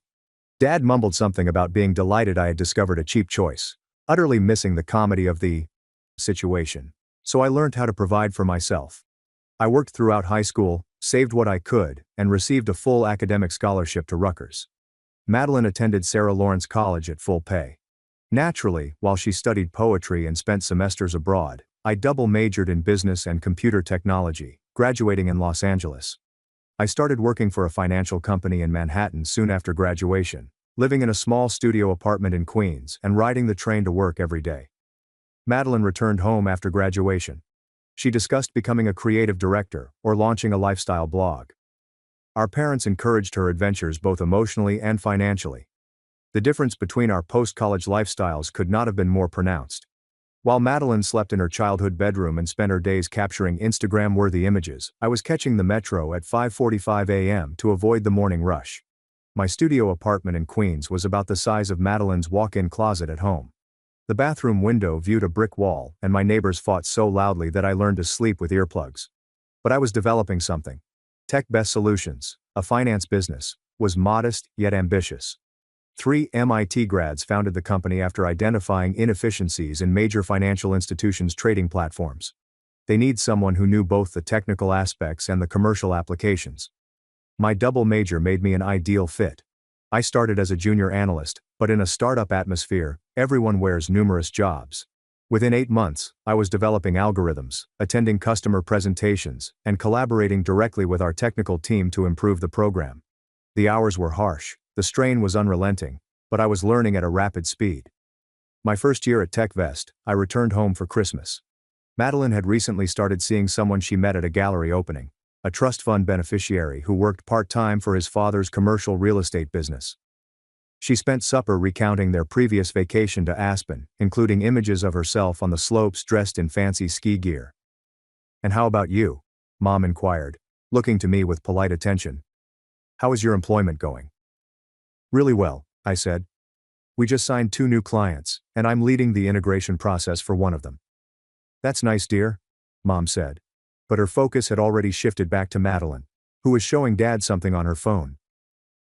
Aunt Vivian Mercer, who had joined us for the holiday, bent down to speak gently. "Tell me more about what you are working on. It sounds complicated." I presented the fundamentals of algorithmic trading and how we were assisting institutions in executing trades more effectively and reducing risk through improved data analysis. Vivian listened closely, asking insightful questions and seemed genuinely interested in my responses. She replied, "You're doing important work," when I concluded. "Don't let anyone convince you differently." Her approval mattered more than she probably imagined. In a home where my successes were continuously overlooked, having someone recognize my efforts seemed like a welcome relief after a lengthy dry spell. The startup culture was tough, yet rewarding. Our CEO, Gavin Harper, was both tough and fair. He pushed all of us to perform at our best, but he also acknowledged talent and celebrated accomplishment. After 20 months, he elevated me to senior analyst and awarded me a modest stock part in the firm. "You're one of the best hires we've made," Gavin said during my evaluation. "You work harder than anybody else here, and your insights have been critical to our development. This equity is only the beginning." I didn't completely comprehend what equity meant at the time. Startup shares appeared to be speculative, with the prospect for a future reward that may never materialize. So I continued to live frugally, saving the majority of my income and investing what I could in index funds. Meanwhile, Madeline's romance with her trust fund lover deteriorated. She tried her hand at working for a fashion PR business but left after 3 months because the hours were excessive. Then she tried to start a lifestyle blog promoting sustainable luxury, which our parents eagerly supported. The blog garnered around 50 followers, the majority of whom were family friends who felt bound to offer their support. After 8 months, she also abandoned the endeavor. Each time I came home, I saw my parents concerned about Madeline's struggle to find direction, never admitting that their ongoing financial support may be contributing to her lack of desire. Why would she push herself when she could be comfortable and secure regardless of her decisions? 4 years into my tenure at TechFest, Gavin convened an all-hands meeting. Several large investment firms had expressed interest in the enterprise. After months of discussions, they decided to go public with the firm. The IPO was set for the following spring. My pulse raced as Gavin described what this meant for employees with equity. Our shares, which were previously theoretical, would become actual, trading assets. The predicted valuation placed my share between $900,000 and $1.35 million, depending on how the market responded. I sat in that conference room, surrounded by coworkers who were already celebrating, and something changed inside of me. It was actual money. Money may change someone's life. The type of money that can purchase independence, security, and options. I still haven't told anyone in my family. The IPO was still months away, and anything might happen. Markets might tumble. Valuations might drop. The whole thing might come apart. But, more importantly, I had learnt not to discuss my hopes with those who had never expressed interest in my ambitions. The IPO occurred on a Tuesday in April. I took the day off work and watched the opening bell from my flat, with my laptop resting on my knees. The Tech Best stock symbol debuted on the ticker. The price rose steadily throughout the morning, outperforming even Gavin's bullish forecasts. My stock investment was worth somewhat more than $1.25 million at the time of closure. After taxes, I would receive around $780,000. Combined with my savings and investments over the last 4 years, I had over $920,000 in liquid assets. I was 27 years old and, by any fair standard, affluent. The first thing I did was contact my financial advisor, Marianne Keller, whom I had begun dealing with 8 months prior. Marianne was in her 50s, amazing with mathematics, and refreshingly open about money. "Congratulations," she murmured with warmth. "How do you feel?" "Overwhelmed," I acknowledged, unsure of what to do next. Marianne advised me that the first rule of sudden fortune is to do nothing immediately. Let the dust settle. Allow the reality to sink in. Do not make any major decisions for at least 4 months. I took her counsel. I continued to live in my small studio apartment, use the metro, and eat the same foods I had always eaten. Externally, nothing had changed. Internally, everything had changed. I was no longer concerned about unanticipated bills or if I could afford to replace my outdated laptop. The continual low-level concern about money that had persisted in my life for years just vanished. After 4 months, I encountered Marianne again. "I'm ready to start planning," I informed her. We talked about financial methods, tax optimization, and retirement funds. Marianne assisted me in creating a thorough financial strategy that would allow my money to increase while giving stability for the future. She also advised that I consider what I wanted out of life outside financial stability. "You've been in survival mode for years," she said. "You've worked hard, saved carefully, and denied yourself necessities that would have made life easier. You can make various decisions right now." That talk sowed a seed. What did I want? What would make my life more enjoyable, richer, and fulfilling? The solution occurred to me one Saturday afternoon while walking around Tribeca. I had come to Manhattan to see Sophie Bennett for brunch, but I made a detour through an area I had long adored. The streets were tree-lined and picturesque, the buildings stylish and well-kept. The bottom levels were filled by boutiques and cafes, and enormous windows provided glimpses of gorgeous lofts.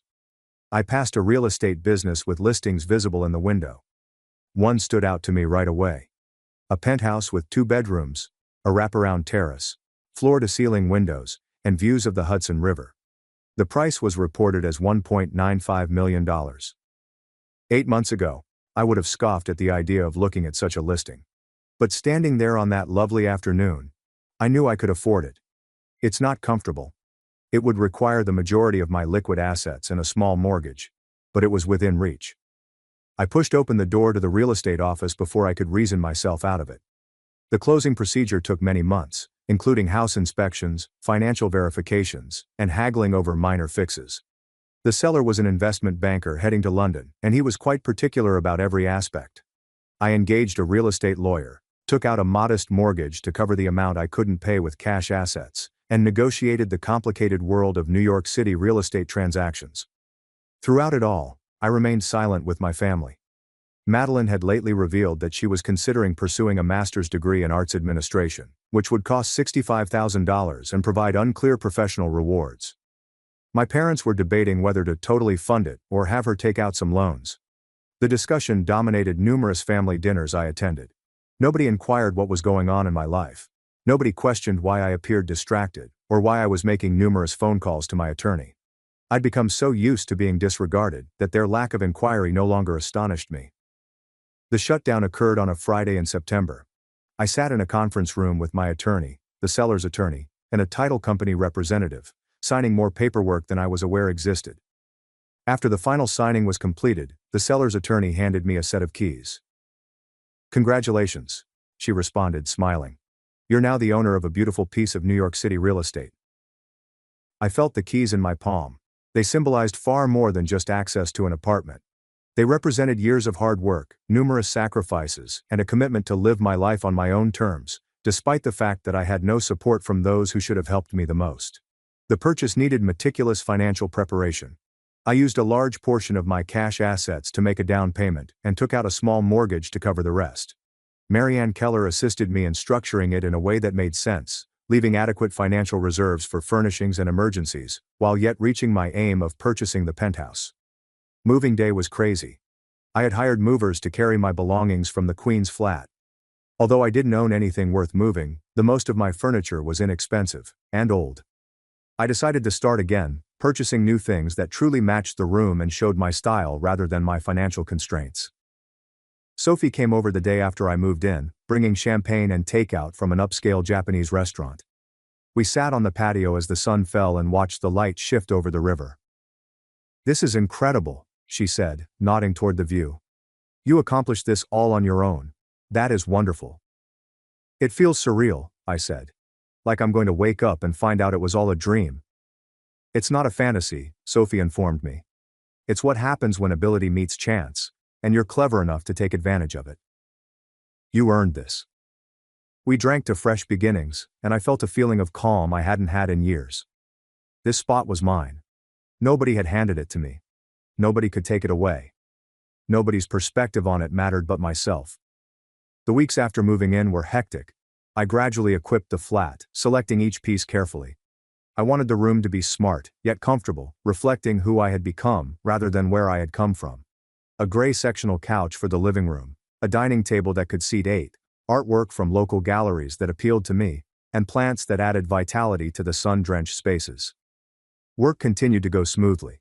TechBest had swiftly expanded following its initial public offering, and I had been elevated to Director of Client Solutions. The position came with more responsibilities and a significant pay bump. I was traveling more, interacting with executives from large financial institutions, and establishing a reputation as someone capable of solving complicated challenges. My personal life stayed quiet. I dated sometimes, but nothing significant ever happened. Most guys were either scared by my professional achievement or resented my financial independence. I decided I'd rather be alone than compromise who I'd become to make others happy. Aunt Vivian Mercer was the only family member I had close touch with. We would meet for lunch every couple weeks, generally at a place near her midtown office. She worked as a literary agent and had a successful career representing authors. During one of our meals, she inquired if I had informed my parents about the new apartment yet. "No," I answered simply. "Why not?" Vivian inquired, but her tone indicated that she already knew the answer. "Because they never ask," I explained. "They periodically call to inform me about Madeline's latest plans or to discuss a family event, but they never ask me about my life in any meaningful way. Why should I volunteer information that they plainly do not care about?" Vivian sighed. "You know they care about you. They're just terrible at displaying it." "Caring about someone means demonstrating interest in their life," I told them. "It entails asking questions and listening to responses. It entails acknowledging accomplishments and providing support during difficult times. My parents have not done any of these things for me. They established a relationship in which Madeline is the star and I am the supporting player, expecting to be grateful for the odd shred of attention." "You're not wrong," Vivian acknowledged. "I've watched it happen for years, and I've called them out on it more than once, but they don't seem to understand what they're doing." "Then maybe it's time they found out," I said. That chat took place 1 month before Grandma Eleanor Caldwell's birthday dinner. Grandma Eleanor turned 87 in October, a little more than 14 months after I moved into the penthouse. Mom planned a meal at her favorite restaurant, an upmarket Italian establishment in Montclair where the waitstaff knew her by name. The entire family was anticipated to attend. I traveled in from the city on Saturday afternoon, dressed in a modest black dress, and arrived right on time. Madeline was already at the table, dressed in a designer clothing I recognized from a recent fashion magazine. She was discussing her recent vacation to Napa Valley, describing wine tastings at Michelin-starred restaurants with the zest of someone who has never had to check a price tag. Mom and Dad listened intently to everything she said. Grandma Eleanor smiled indulgently as she sat at the head of the table. I sat in the empty chair across from my Aunt Vivian, Mom's younger sister. Aunt Vivian Mercer had always been different from the rest of the family, more perceptive and less impressed by superficial things. She gave me a real grin and inquired how I was doing. I said that I was busy with work. "But it's good, truly." "Still working for that IT company?" she asked. "The same one. It has been an excellent experience." Madeline looked over, suddenly realizing my presence. Working such long hours must be quite stressful. Aren't you tired of the grind? I smiled blandly. I enjoy what I do. That's good, Mom said. We are concerned that you will burn out due to your excessive workload. I take care of myself, I told her. Dad signaled the waiter to bring wine. The discourse shifted to other issues. Grandma Eleanor Caldwell's garden, a cousin's impending wedding, and some drama at the country club. I contributed when asked, but largely watched, as I usually did. Dinner has come. We ate pasta and shared dishes like chicken piccata and veal marsala. Grandma Eleanor told stories about her childhood in Brooklyn, and everyone laughed at the right times. It was a pleasant family gathering, the kind I'd attended dozens of times before. Then, as dessert was served, Aunt Vivian looked at me with curiosity. I ran into Lydia Prescott last week, she explained. She mentioned seeing you leave that beautiful building in Tribeca with the doorman and the glass facade. I didn't realize you had moved to that neighborhood. The table became silent. Every head turned to face me. Oh, I replied casually, setting down my fork. Yes, I moved around 14 months ago. Have you moved? Mom's eyebrows rose. You didn't tell us you were relocating. It didn't seem like a big deal, I said. I just wanted a change of scenery. Madeline leaned forward, her expression sharp with interest. Try Tessa. That area is extremely expensive. What kind of accommodation did you get? I took a sip of water and considered how much to share. A penthouse with 2 bedrooms and nice views. The silence that ensued was profound. Dad's fork clattered on his plate. Mom's mouth opened slightly before closing again. Madeline stared at me as if I had suddenly begun speaking a foreign language. A penthouse? Madeline's voice went up an octave. In Tribeca? Do you have any idea how much they cost? I am aware of the price, I said mildly. That's why I looked for months before making an offer. How? Mom appeared to be struggling with basic speech. How did you afford something like that? I mentioned that I've been working for nearly 9 years and that my company went public a while ago. My stock options did extremely well. Dad discovered his voice. Stock options. How well are we communicating? I said I had enough money to make a substantial down payment. I have a mortgage, but it's easily manageable given my current income. Madeline's face had turned red. This is ridiculous. You bought a penthouse without informing anyone? Without even mentioning that you had that much money? You never asked, I replied simply. We are your family. Madeline stood abruptly, her voice becoming so loud that other diners looked over. Her chair scraped against the floor. You don't simply hide something like this. I wasn't hiding anything, I clarified. I simply did not announce it. There is a distinction. Madeline grabbed her purse from the back of her chair, her hands trembling. Tears had begun to form in her eyes, but I couldn't tell whether they were from anger or hurt. This is unbelievable, she exclaimed, her voice breaking slightly. Simply unbelievable. She turned and walked quickly toward the restaurant's entrance, unconcerned about the restroom or maintaining her composure. Within moments, she had vanished through the front door. Mom rose halfway from her seat, clearly torn between following Madeline and remaining at the table. Grandma Eleanor watched the exchange with interest, a slight smile on her lips. Aunt Vivian appeared ecstatic, though she tried to hide it behind her wine glass.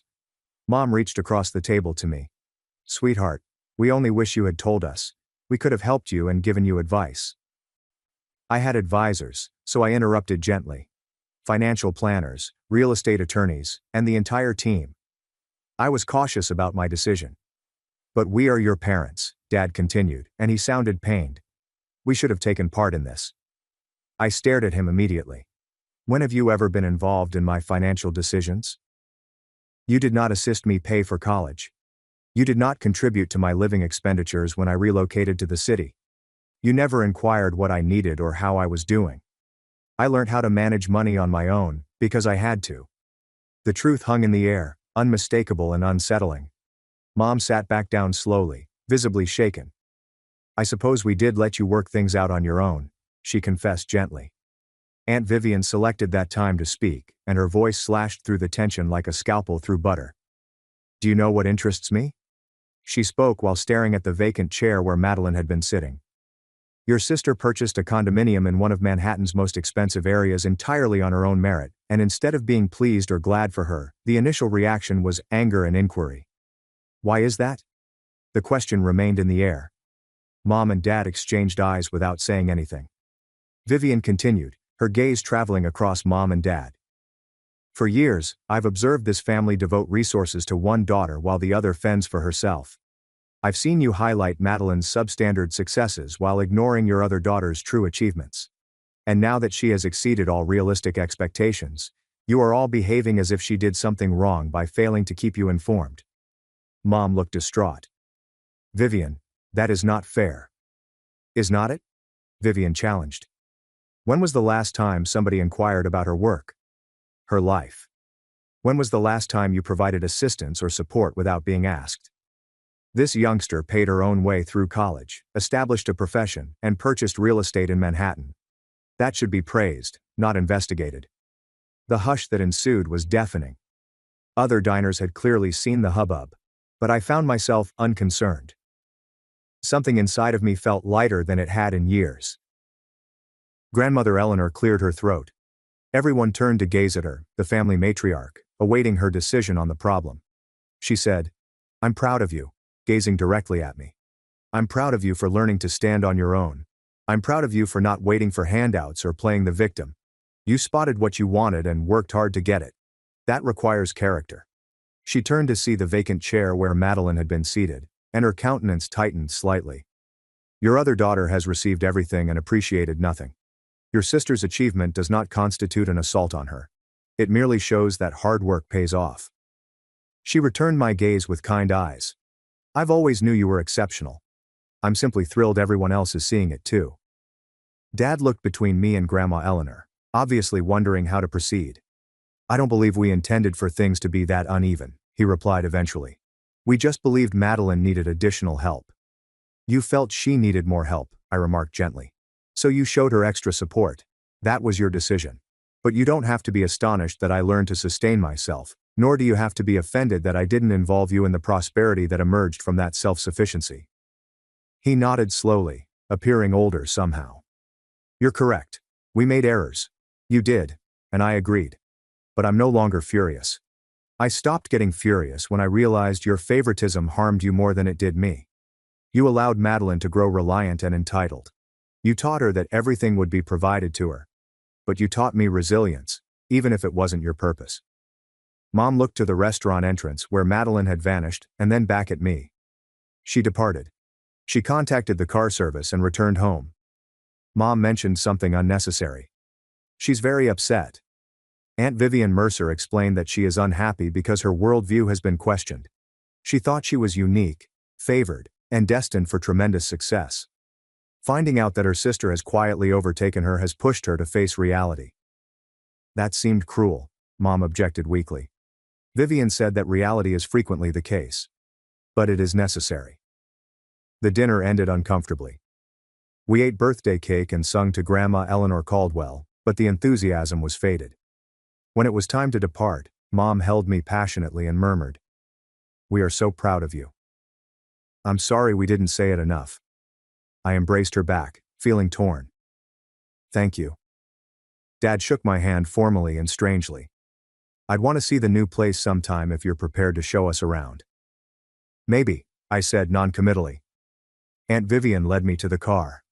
"That was quite the evening," she remarked with a smile. "I didn't mean to make a scene," I told her. "Oh, please," she said, laughing. "That scenario was 32 years in the making. You merely happened to light the match. Furthermore, some families require a good explosion to cleanse the air." I drove back to Manhattan as the sun fell over the skyline, coloring the towers orange and pink. My phone vibrated with messages. Mom asked if we could chat. Dad is sending an article regarding real estate investing. Grandma Eleanor texted simply, "Come visit soon. I want to know everything about your life." Madeline has not contacted me. I did not expect her to. The subsequent weeks were weird. Mom phoned regularly, asking questions about my employment that she had never bothered with before. Dad wanted to talk about financial techniques and portfolio management. They were attempting, in their own awkward way, to close the distance that had always been between us. Madeline kept her radio muted. Mom said she had moved back in with them temporarily and was sorting things out. I felt a pang of something. Not exactly compassion, but certainly not satisfaction. I never intended to hurt my sister. I simply wanted to live my own life without being made to feel inferior. Madeline followed up 4 months after the dinner. She texted me asking if we could meet for coffee. I agreed, interested about what she had to say. We met in a cafe in Midtown, which was familiar ground for both of us. She appeared weary and less polished than usual. We got drinks and sat near the window, watching the folks hurry by on the pavement outside. Madeline eventually said, "I've been thinking a lot about my life and how I've been living." I waited and said nothing.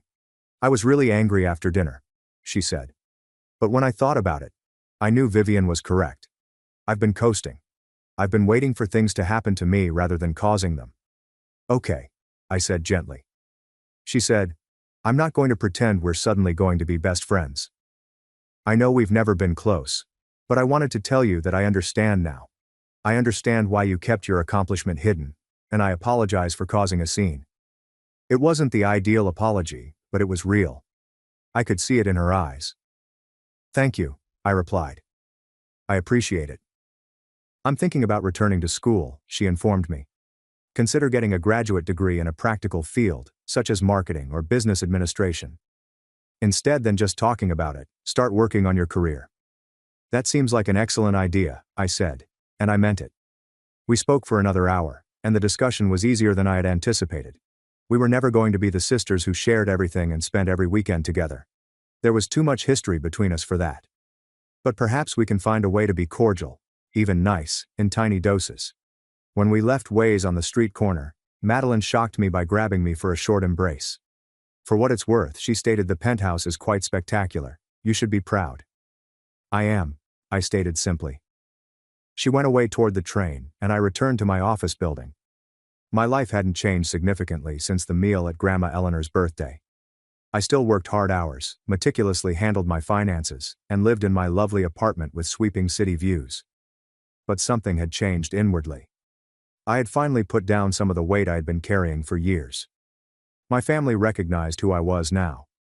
They were aware of what I had done, not via luck or handouts, but through hard work and sound judgment. They couldn't undo anything, couldn't put me back in the box labeled the other daughter or the self-sufficient one who doesn't require anything. Yes, I had proven something to them, but more significantly, to myself. I had broken away from the position they had assigned me and built a life wholly on my own terms. And that life was rather wonderful. The next month I hosted Thanksgiving at my place. It was the first time my entire family had been inside my home, and watching their expressions as they took in the surroundings gave me a calm contentment.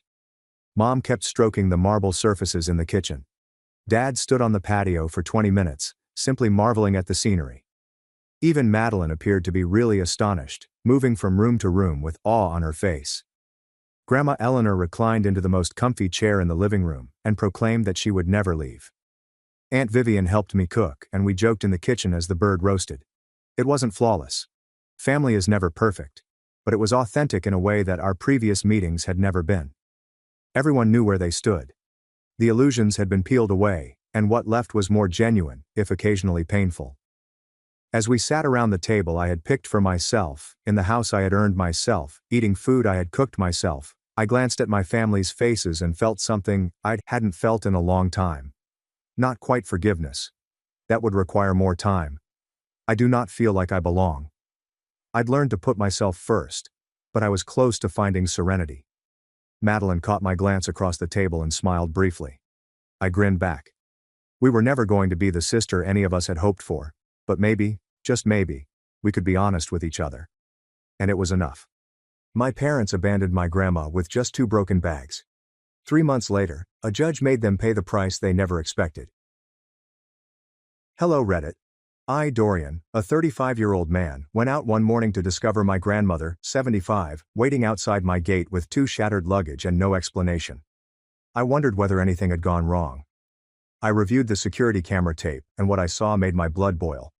Let's just say that my parents, 56 and 57, female and male, and my golden boy brother, 31, male, quickly realized the consequences of treating family like trash. So I awoke that morning to my phone buzzing like it was attempting to get away from the nightstand. I assumed it was spam or one of those pointless group chats where my cousin never stops talking. I did not even check the caller ID. I simply smacked the screen and responded with a drowsy, "Hello." That was when I heard my neighbor Bruce's voice. "Dorian, I believe your grandmother is sitting outside your gate." At first I didn't get it. I blinked. "Wait, what? Been there about 20 minutes? 2 bags with her. She's just sitting there." I sat up upright in bed like if someone had poured cold water down my back. "Are you sure it's my grandma? I've seen her before. It's her. She hasn't moved." I hung up and raced out of bed without saying goodbye. Nancy, my wife, awoke when she noticed me rummaging through the closet and grabbed a hoodie. "What's going on?" she murmured. I was already at the door. "My grandmother is outside, sitting on the ground." That drew her attention quickly. She was just behind me. We opened the front door, and there she was. Grandma Isolde, sitting on the frigid concrete at 5:30 a.m., as if she were waiting for a bus that wouldn't arrive. 2 broken old luggage sat next to her. One had a folded paper put into the handle loop. She wasn't crying or yelling. She was simply staring at the ground, as if she had no idea where she was. Her face was pale, and her hands shook violently. She didn't even look up as we approached. I hurried over. "Grandma, what are you doing out here?" She did not respond. I reached down and touched her arm, which was as cold as ice. Nancy was already opening the front door and increasing the heat inside. She helped me bring Grandma in as I grabbed the baggage and the strange folded note. The warmth turned on, and we wrapped Grandma with 2 blankets. She still hadn't said anything. Nancy sat next to her on the couch, softly caressing her back as I opened the note. It simply stated, "We figured this was best. Please understand. There are no names or explanations. Only that." I gazed at the paper, as if blinking would change anything. It did not. That's when it struck me. My parents did it. My mother and father dropped my 75-year-old grandmother outside my front gate as if she were junk furniture they no longer wanted. My hands shook as I approached the surveillance monitor next to the front door and picked up the recording. I scrolled till approximately 5 a.m., and there it was. My father's SUV drew up silently. He came out and opened the back seat. Mom helped Grandma out. They put the luggage next to her, said nothing, and got back into the car. They drove off as if they were late for breakfast. No hugs, no explanation, no knock on our door. Just gone. I felt a deep, slow burn in my chest, like a quiet but steady rage that would last all day. I called my father, but he did not answer. Called again. Nothing. I tried calling my mother and got voicemail. I tried both of them a dozen more times, pacing the living room as if I was about to wear a trench coat on the hardwood. Meanwhile, Grandma has finally spoken up. Her voice sounded like she hadn't talked in hours. "I apologize for showing up like this, Charlie. I did not mean to bother you too." I almost dropped the phone. "No, Grandma. Don't say that. You're not bothering anyone." Nancy leaned closer and nodded. "You're always welcome here." I said, "Why didn't you knock? Why didn't you call?" She stared down at her hands. "I didn't want to wake anyone. I figured someone would come out eventually."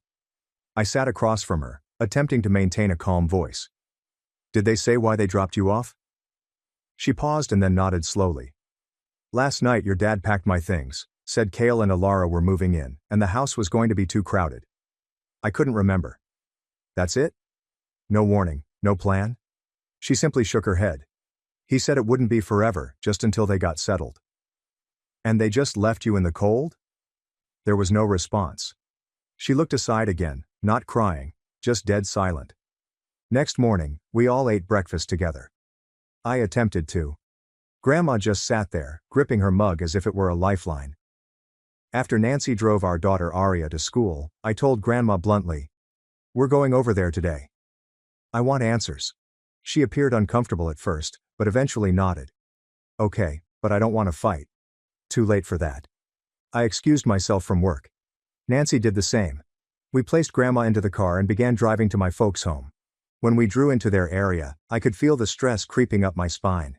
There was a white moving truck parked outside their house, and Kale was standing next to it, laughing with Alara. The wrath that had been building all morning began to boil. I parked further up the street, not because I had to, but because I didn't trust myself to pull into their driveway without damaging someone's bumper. We moved slowly, approaching the home. Kale was the one who spotted us first. His smirk quickly faded as he spotted Grandma. Alara's face fell as if she had just been caught doing something unsavory at church. Neither of them said anything as we approached.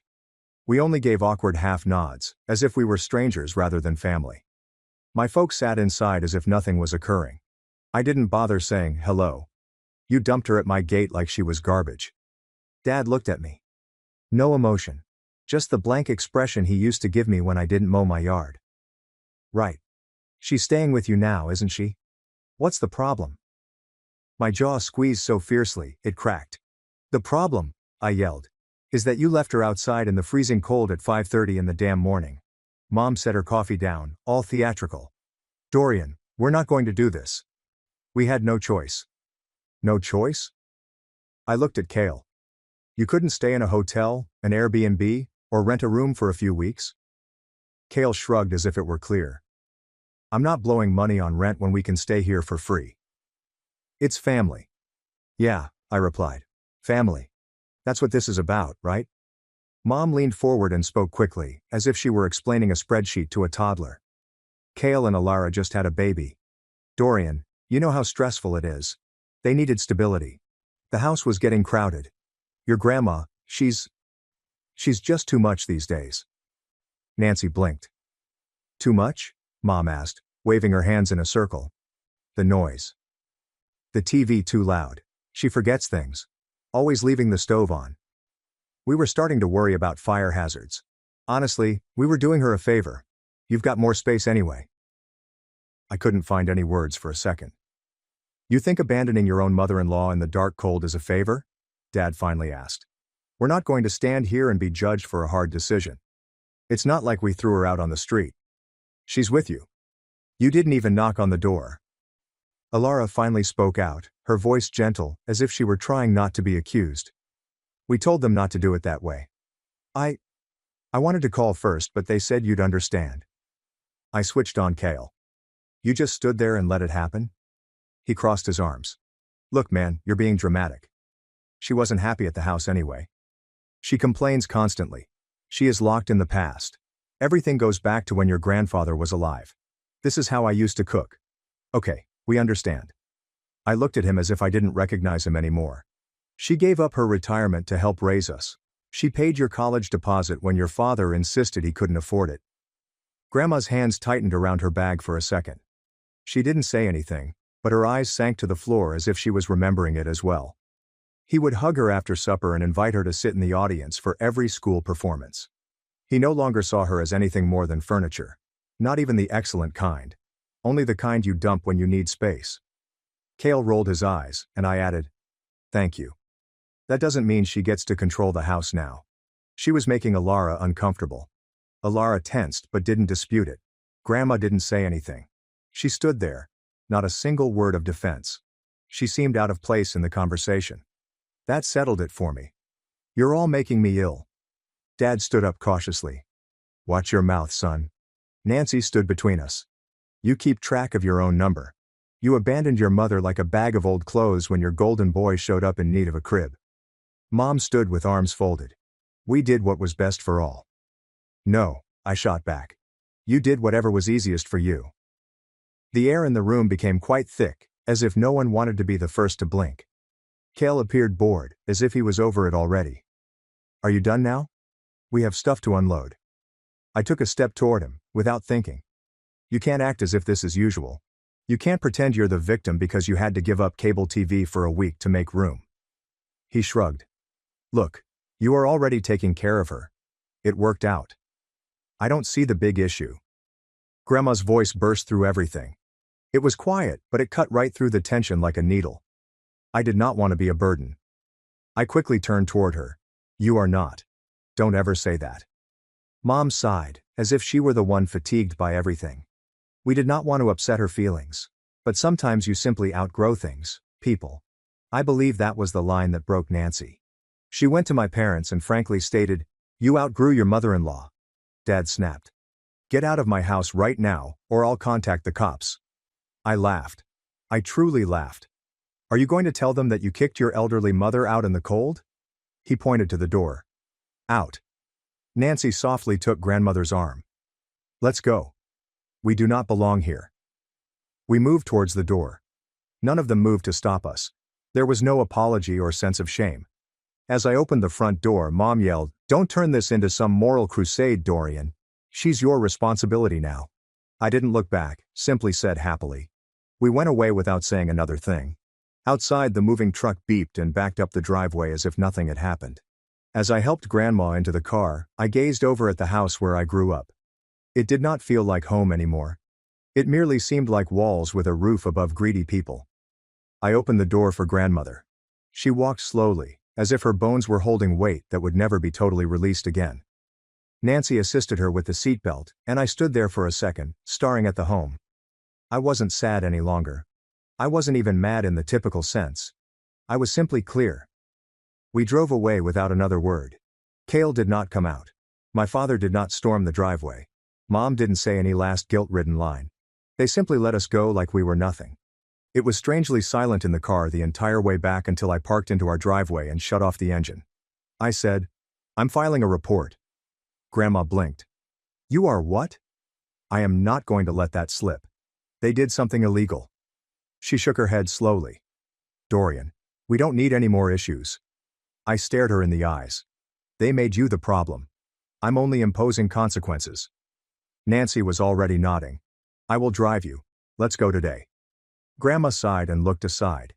"It will make matters worse. They will accuse me of pitting the family against itself." I shrugged. "Let them. If they were concerned about family, they would not have dumped you on concrete before sunrise." We assisted Grandma inside, ensured she had lunch and her medications, and then situated her on the couch with Arya. They were already settling into that strange groove. Arya asked her questions such, "Did you have TV when you were a kid?" And Grandma laughed as if nothing had occurred. Before we went, Nancy sat with Grandma while I got my keys. That's when she whispered it quietly, as if she wasn't sure if she wanted to speak it out. "You know, I made them think I was sliding. It made everything quieter." I halted. "They stated I was forgetful and left the stove on. I didn't, even though I pretended to forget a few things. It prevented them from asking for more. I wasn't sure whether to be impressed or heartbroken. Perhaps both." Nancy and I got back in the car and headed to the gas station. It wasn't far, maybe 20 minutes, but it felt much longer with everything going through my thoughts. I wasn't doing this just to prove a point. I was doing it because I couldn't forget what I saw that morning. I couldn't escape the fact that I was reared by certain individuals. We entered the police station. The house smelled like old coffee and floor polish. A man at the desk inquired what we needed. "I need to file an elder abandonment report," I stated clearly and directly. That caught his attention. He got up and grabbed a clipboard. "Are you the primary caretaker?" "Yes." He brought us to a little side office. 10 minutes later, a detective called Corvin entered. He was in his mid-50s, with graying temples, and appeared to be someone who didn't trust anything until it was proven twice. He sat down and stared me dead in the eye. "Tell me exactly what occurred." I did not ramble. I laid everything out step by step. 5:30 a.m., drop-off. Security footage from my house camera. The note was placed into Grandma's suitcase. Her age, physical conditions, financial contributions to her son, also known as my father, their refusal to even ring the doorbell, and their threats when faced. Nancy supported me with precise moments and what Grandma stated later. I showed him the text history. My 20-plus unanswered calls to both parents. I even added Cale's smug texts, which hinted that they will soon find peace. Corvin wrote everything down. Then he stared at me. "Do you have the security footage?" I brought a USB copy. I slid it across the desktop. "Good," he said. "This is not simply abandonment. This appears to be long-term financial exploitation." I raised an eyebrow. "Go on." He leaned forward. "If she has been paying her benefits and they still evicted her, especially without a care plan, notice or emergency, this is not just immoral, but also unlawful." Corvin paused before calling Adult Protective Services, APS. We waited about 25 minutes before a woman named Astrid came in. Late 30s, piercing eyes, no-nonsense energy. She introduced herself and sat with us to discuss the report. Her entire expression altered when she learned how they had abandoned Grandma. "This is serious," she explained. "She could have been hospitalized due to the cold." You saying they made no arrangements?" "Nothing," I replied. "Not even a telephone call." Astrid gazed at Corvin. "We need to conduct a wellness check on the home she came from. If the other parties refuse to cooperate, we will escalate quickly." I signed the document and provided them with Grandma's doctor's contact information and her medical history. Astrid organized a visit to our home for the following week. We will confirm that she is secure and stable. Based on the footage and the circumstances, we may seek a court summons. Corvin returned my gaze before we parted ways. He stated that the majority of people do not report such incidents. It's easy to remain angry and silent, but you're doing the right thing. I nodded. That is what I do. Back in the car, Nancy grinned. You know what? I suppose you scared him. I laughed. Good. When we arrived home, Grandma was napping in the recliner. Arya had created a cat picture and glued it to the wall above her. I stood there for a second, watching them. I no longer felt like the youngster who had grown up in that ancient house. I felt like the man constructing the new one. That night, I blocked both my parents' and Cale's numbers. Not because I was running, but because they couldn't barge back in and appear to care. This was not a timeout. It was a complete lockout. The next morning I received a call from a restricted number. I ignored it. It rang again 5 seconds later. Then I received an SMS from a new number. You're really going to take this to court over one choice. You are destroying this family, Cale. I didn't respond. I took a screenshot and saved it to the report file. 5 minutes later, another one. We did nothing wrong. You're going to regret this. That one received a reply. I typed back, you'll regret underestimating me. I also blocked it. By that point, I wasn't even furious. Simply amused. It was as if they believed texting, you'll regret this, would make me rush to the courthouse and ask them to return Grandma. I suppose when you spend your entire life believing you are the center of the universe, the repercussions feel like betrayal. Anyway, I've moved on. The week went by quickly. Grandma moved in as if she had always lived here. Arya began addressing her roommate as Isolde, which made her giggle for the first time in weeks. Nancy received a heated blanket, and I purchased one of those massage chairs from Amazon. Not to lavish her, but to provide her the basic minimum she had never received before. Astrid from APS arrived by midweek. She toured the house and asked Grandma a few questions to ensure she was secure, clean, and not sleeping on an air mattress in the garage. She looked almost relieved as she departed. I've seen too many of these instances go the other way, she added, relieved that she ended up somewhere decent. That Friday I received the email. Preliminary hearing is scheduled. Elder neglect, abandonment, and financial wrongdoing. Location, County Courthouse. Date, Tuesday, 9 a.m. I did not need to prepare. I had been preparing since they decided to make her someone else's issue. Tuesday arrived, and I stepped into the courtroom as if I were checking in. Nancy is by my side, calm as ever. Grandma grabbed my arm, not for support, but because she wanted to walk in with me. Across the room, my parents and Cale sat in a tight row, as if they were auditioning for a remake of the Dysfunction series. My mother appeared to have not slept. My father appeared angry. Cale seems dissatisfied with his surroundings. Probably assumed this would be over with a slap on the wrist and a dramatic spiel about family ties. Nah. The judge strode in, an elderly man with steel gray hair and an attitude that said he did not tolerate fools or long-winded counsel. He introduced himself as Judge R. Kenley and got right down to business. Mr. Dorian Bennett, he said, peeking over his glasses. You are the complainant. Please state your situation. I stood cool and clear, with no dramatics. My folks dropped off my grandmother at my residence. I did not call or ring the doorbell. Instead, I left her with 2 bags and a folded letter. That morning the temperature was 38 degrees. I gave the clerk the printed photo of the notice and then the USB containing the clip. The tape will show them driving away without saying anything. She sat alone for 45 minutes before I discovered her. They did not try to follow up. I did not answer 21 phone calls. I also have confirmation that for the previous 3 years, she has given over $1,200 per month from her Social Security and pension to help them pay their bills. The judge nodded slowly. Do they have power of attorney for her finances? No, sir. Was there any formal notice given before she was removed from her home? None. Just a note. I sat. Then it was their turn. My mother stepped up as if she were about to present her dissertation on advanced victimhood. She opened her mouth and immediately began weeping.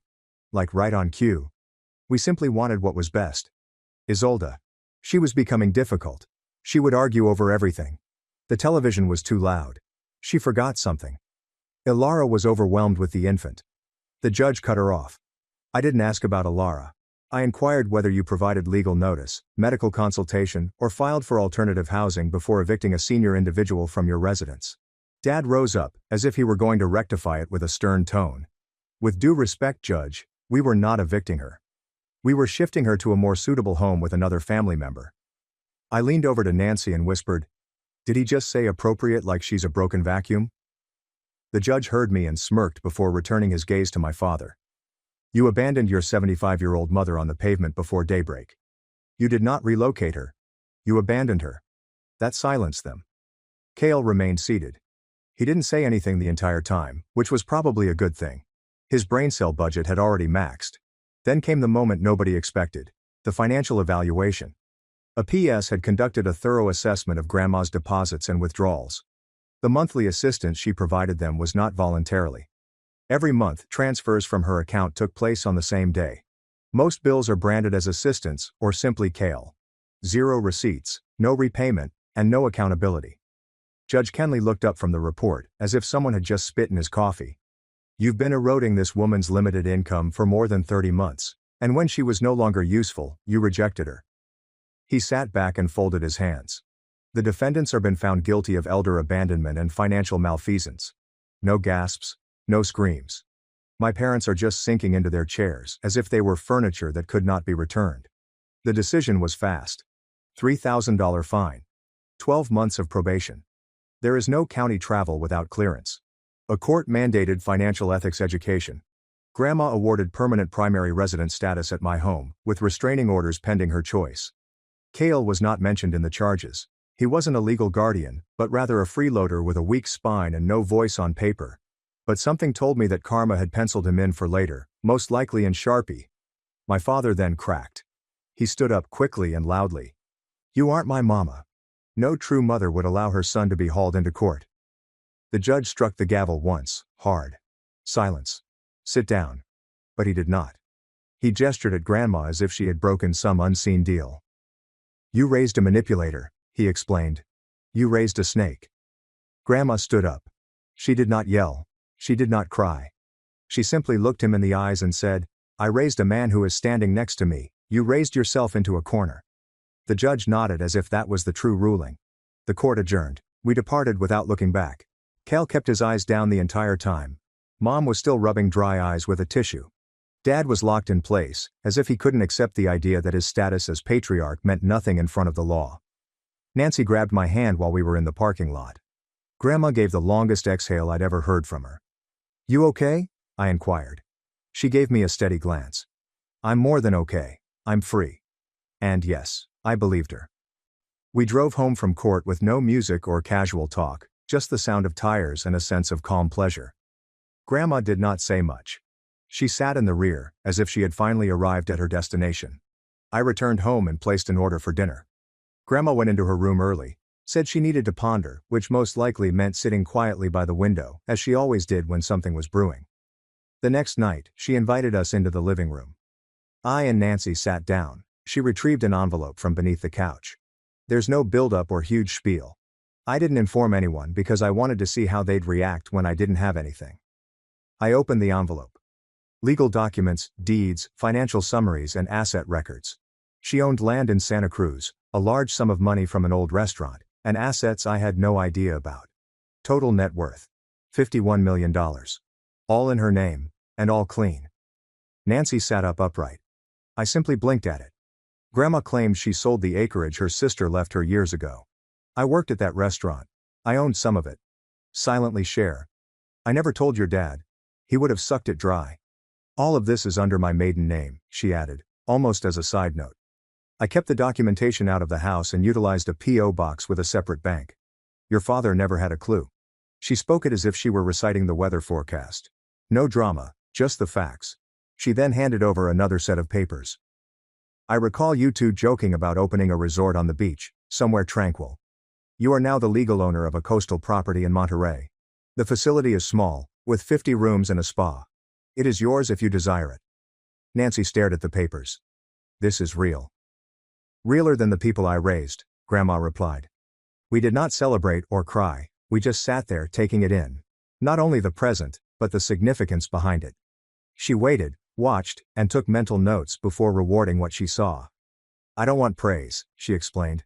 I just want to rest, and I want to know my money is not going to people who would trade me for a guest bedroom. I cracked a smile. You're safe here, and we'll handle this gift as you would. Calm and smart. We did not quit our jobs. We didn't make any announcements. We waited. That weekend, Nancy and I drove to Monterey alone. The place was real, clean, and peaceful, and it was run by a retired couple who had been there for years, expecting it to be sold and converted into condos. When we informed them that we were the new owners, they did not inquire about money. They questioned if we intended to preserve the garden and reading room. We stayed for 2 days, taking notes and asking questions. We did not discuss quitting our jobs during the entire drive back. We discussed how to make it work without tossing everything away. Nancy replied, "We'll give it time. Instead of destroying our current life, consider whether this is a better fit." "Exactly," I replied. "We'll run it like Grandma did. Quiet, steady, no handouts, no noise." We didn't tell anyone that week. On Thursday, a strange distant cousin replied, "Congrats on Nancy's Instagram post from our Monterey trip." This was the leak. The following Saturday morning, the doorbell rang. I peeked through the peephole. It was my mother carrying a pie. Behind her were my father and Kale, all dressed as if they were going to a church function. Kale even wore slacks. Slacks. "Hi, sweetheart," Mom replied as if nothing had happened. "We've been thinking about you, Isolde." Nancy stood behind me. Grandma stood at the end of the corridor, her arms folded. "Can we come in?" Mom inquired, beaming so hard it appeared uncomfortable. "We simply want to reconnect." "Reconnect?" I asked. Dad jumped in. "It has been a long time. We miss our families. Things were tight before. Everyone said something they regretted." Kale held up a photo album. "We brought photos. We figured Grandma might want to see the baby again." "Right. The same baby who was reportedly allergic to elderly people last month." Grandma stepped forward, her expression unreadable. Then she smiled slowly and sharply. "You didn't care that I was cold on a sidewalk," she continued. "But now you want to reconnect." Nobody spoke. She nodded at herself. "You can keep the pie, but the door remains closed." I shut it firmly. Clean. No slam. Just finished. Monday morning, I filed the paperwork for a full household restraining order. Grandma did not ask for it, I just did it. No hesitancy. No dramatic pause. Monday morning, I went to the courtroom, signed the document in blue ink, and filed for a household-wide restraining order. Grandma's name. Mine, Nancy's, and Arya's. Every name that mattered. No warning texts or lengthy explanations. Allow children to discover the same way Grandma did. She found herself sitting on the sidewalk without notice. Later that afternoon we received the confirmation. Approved. The sheriff's office would deliver the notice in person. No contact, no lurking, and no backdoor visits claiming to drop off food or some unexpected sentimental item. It was not about vengeance. It was all about control, our house, our peace, and our rules. 2 days later, the doorbell rang. This time it was not them. Ilara was alone. She stood on the porch, cradling the infant. No baggage and no stroller. Just sleepy eyes and a tight grip on the baby, as if she hadn't slept in days. Nancy opened the door without saying anything. I stepped beside her. "I'm not here to beg," Ilara replied hastily. "I'm not here for money," Grandma said, approaching us from behind and leaning slightly on the doorframe. "I just wanted to apologize," Ilara whispered, her eyes locking with her own. She did not pretend to cry. Did not play the helpless daughter-in-law. She just stood there, a baby on her hip and regret on her face. "When they kicked you out, I didn't say anything. I was afraid. I should have said something. I apologize." Grandma did not move right away. I just stood there observing her as if she were attempting to read the fine print on a contract. Then she spoke calmly, yet sharply. "And if I had frozen to death that morning," she asked, "would you have still been silent?" Ilara swallowed and replied, "I don't know, but I'd never forgive myself." Grandma nodded once. That was it. No hug, no grin, just acknowledgement. "You do not need to forgive me," Ilara added. "I just needed to speak it aloud." She turned to go. "Wait," Grandma said. Ilara froze. "You still with Kale?" Number N. After blaming me for losing the fortune, he snapped and smashed a hole through the wall. I took Lyra and departed. I do not want anything from any of them. Grandma did not answer immediately. I just stared at the infant. "She has enough diapers and formula." Ilara responded, "We're managing. I'm working part-time in a clinic near my mother's home. Leave your phone number with Dorian. If the baby ever needs something vital, it will be her, not you. I'll help. But don't come here again. Not out of disrespect. I just need to keep everything clean." Alara nodded, left her number on a sticky note and walked away without looking back. We closed the door. Nancy looked over. "Are you cool with that?" Grandma told me I was doing better than I expected. She did not lie to my face. That is already more than I can say for the majority. Later that night I browsed social media. A big mistake. Kale had made a passive-aggressive rant about snakes in the family and money changers, subtle. His comment section was a mixture of sympathy and perplexity. A few distant cousins weighed in with comments like, "Didn't she raise you? And this ain't it, Kale?" A day after that post my mother called from a different number. Didn't respond. She left a voicemail that began, "Dorian please," and ended, "We're still your parents." I didn't bother listening in the middle. That Friday, a letter arrived in the mail. There was no return address, but the handwriting matched my father's. A real piece of work. 3 pages, front and back. It alternated between guilt trips, phony self-awareness, and one memorable statement. "If Isolde is going to leave a legacy, do you think it should be shared fairly?"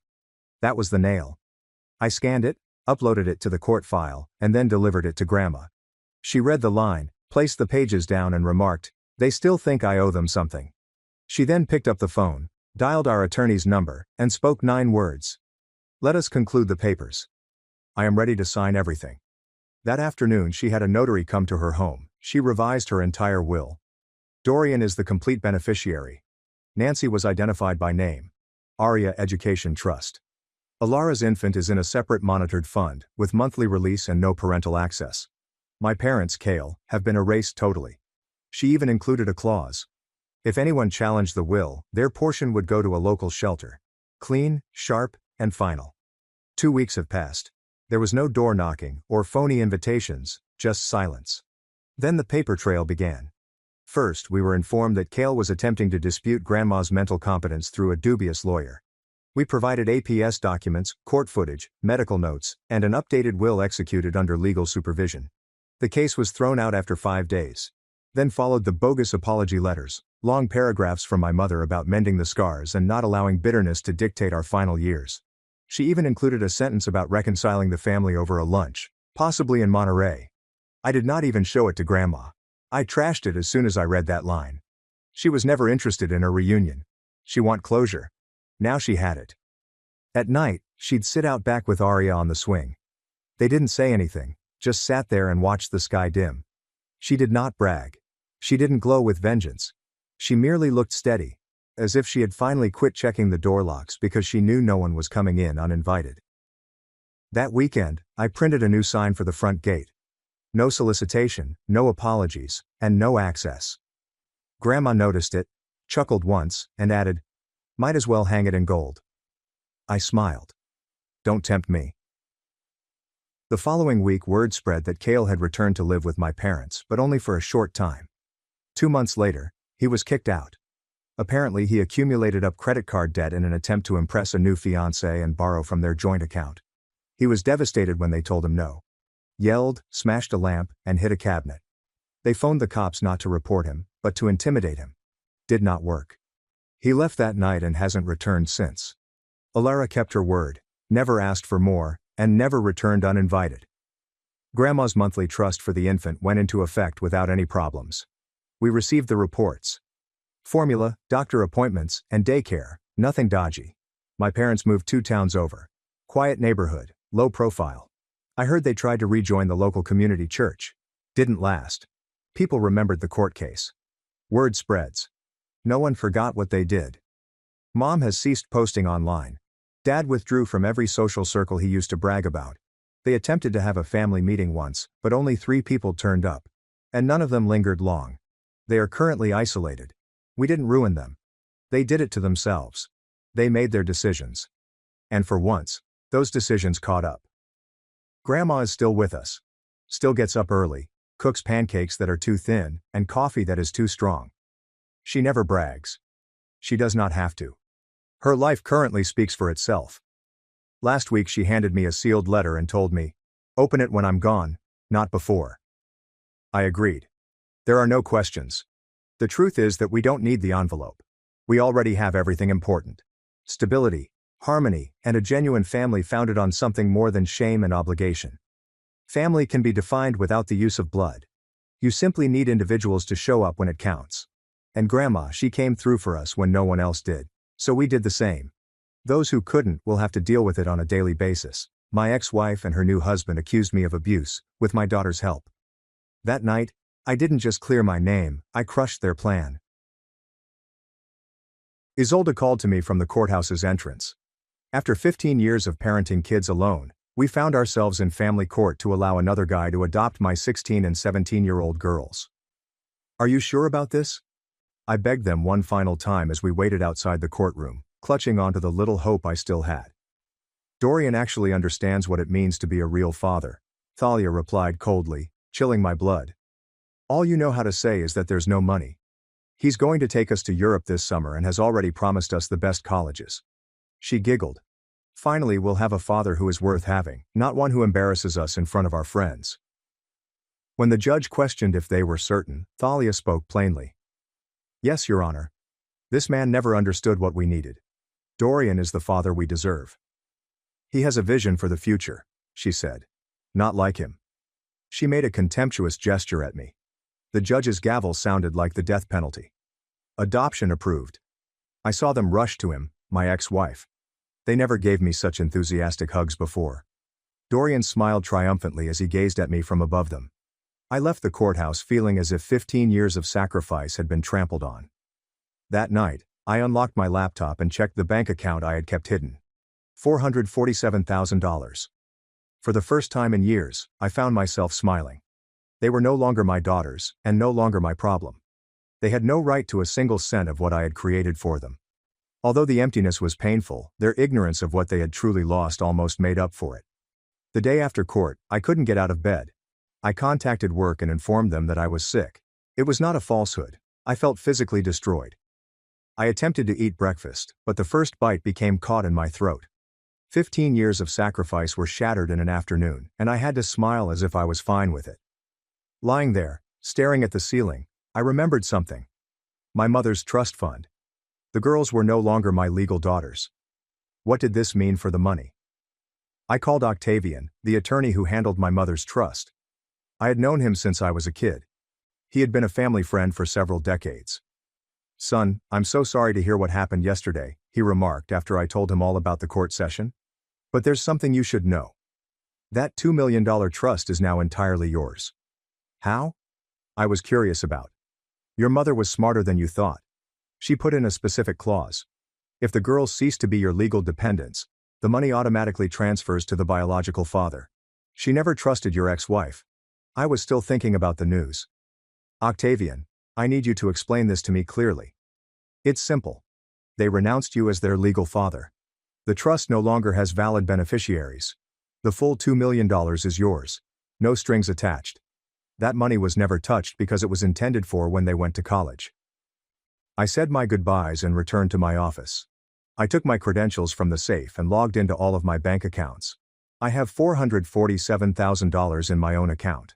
Now with the trust's $2 million, I received $2,447,000 as my prize for sacrificing 15 years of my life for them. That afternoon, I started my own investigation. Octavian had said that he knew an accountant who could discreetly investigate Dorian's accounts, but it would take time. Meanwhile, I remembered Isolde having used my old MacBook during her first years in high school. I located it in the closet and switched it on to see that her iCloud was still synchronized.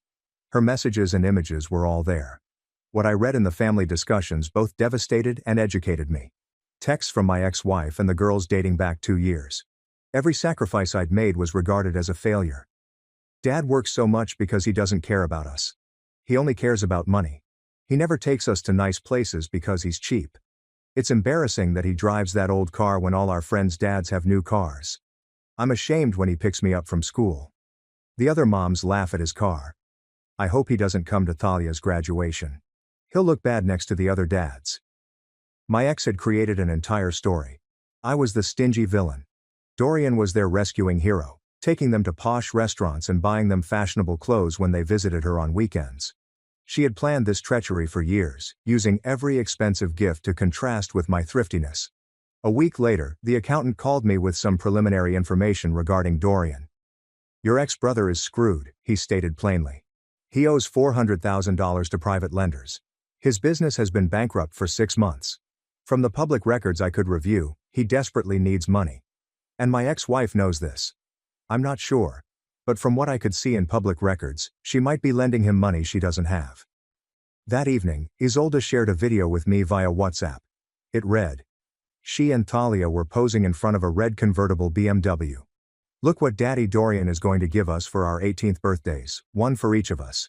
Finally, someone who invests in our future and understands we need to arrive at college in style. I answered with a simple thumbs up emoji. The accountant's report made me think. If Dorian was that desperate, who else would he have approached for money? There was just one person nearby and trusting enough to fall into his trap. I pulled up the phone number for Don Alaric, my ex-wife's father. We hadn't communicated for a year. Don Alaric, it's Cassian. There was quiet on the line. Son, he murmured in a fatigued tone. I knew you'd call one day. How are my granddaughters? He inquired, concerned. I haven't heard from them in weeks. My daughter said they were busy with school. I had to inform him about the court case, the adoption, and everything. He remained quiet for a long time. When he spoke again, his voice was trembling with wrath. That expletive. Do you know why she wouldn't let me see them? Because she knew I would find out the truth about that Dorian. What truth? Was my response. Don Alaric? That bastard owes me $60,000 that I lent him 2 years ago to save his business. My daughter swore he would pay me back. Now I understand why they wanted that trust fund. His tone became harsher. But there's more. 5 years ago that guy scammed an insurance company by faking a workplace accident. My daughter helped him forge medical documents. I have copies of everything because she asked me to keep some important papers at my house.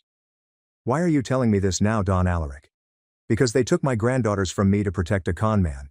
And because I'm tired of being taken for a fool. If they want to play dirty, I know how to play dirty too. That night I began to arrange something I never imagined I'd do. An adoption celebration. I leased the city's most luxurious ballroom, the Crystal Palace. $5,000 for a single night. I called my ex-wife. I want to throw a party to celebrate the adoption, I told her quietly. A proper farewell. She remained silent for a few seconds, likely expecting me to cry or beg. Wow, you're finally understanding your place in all of this, she said, with arrogance that made me giggle. Fine, I accept. But make it a decent place, not some cheap restaurant like always. The Crystal Palace is already booked. Really?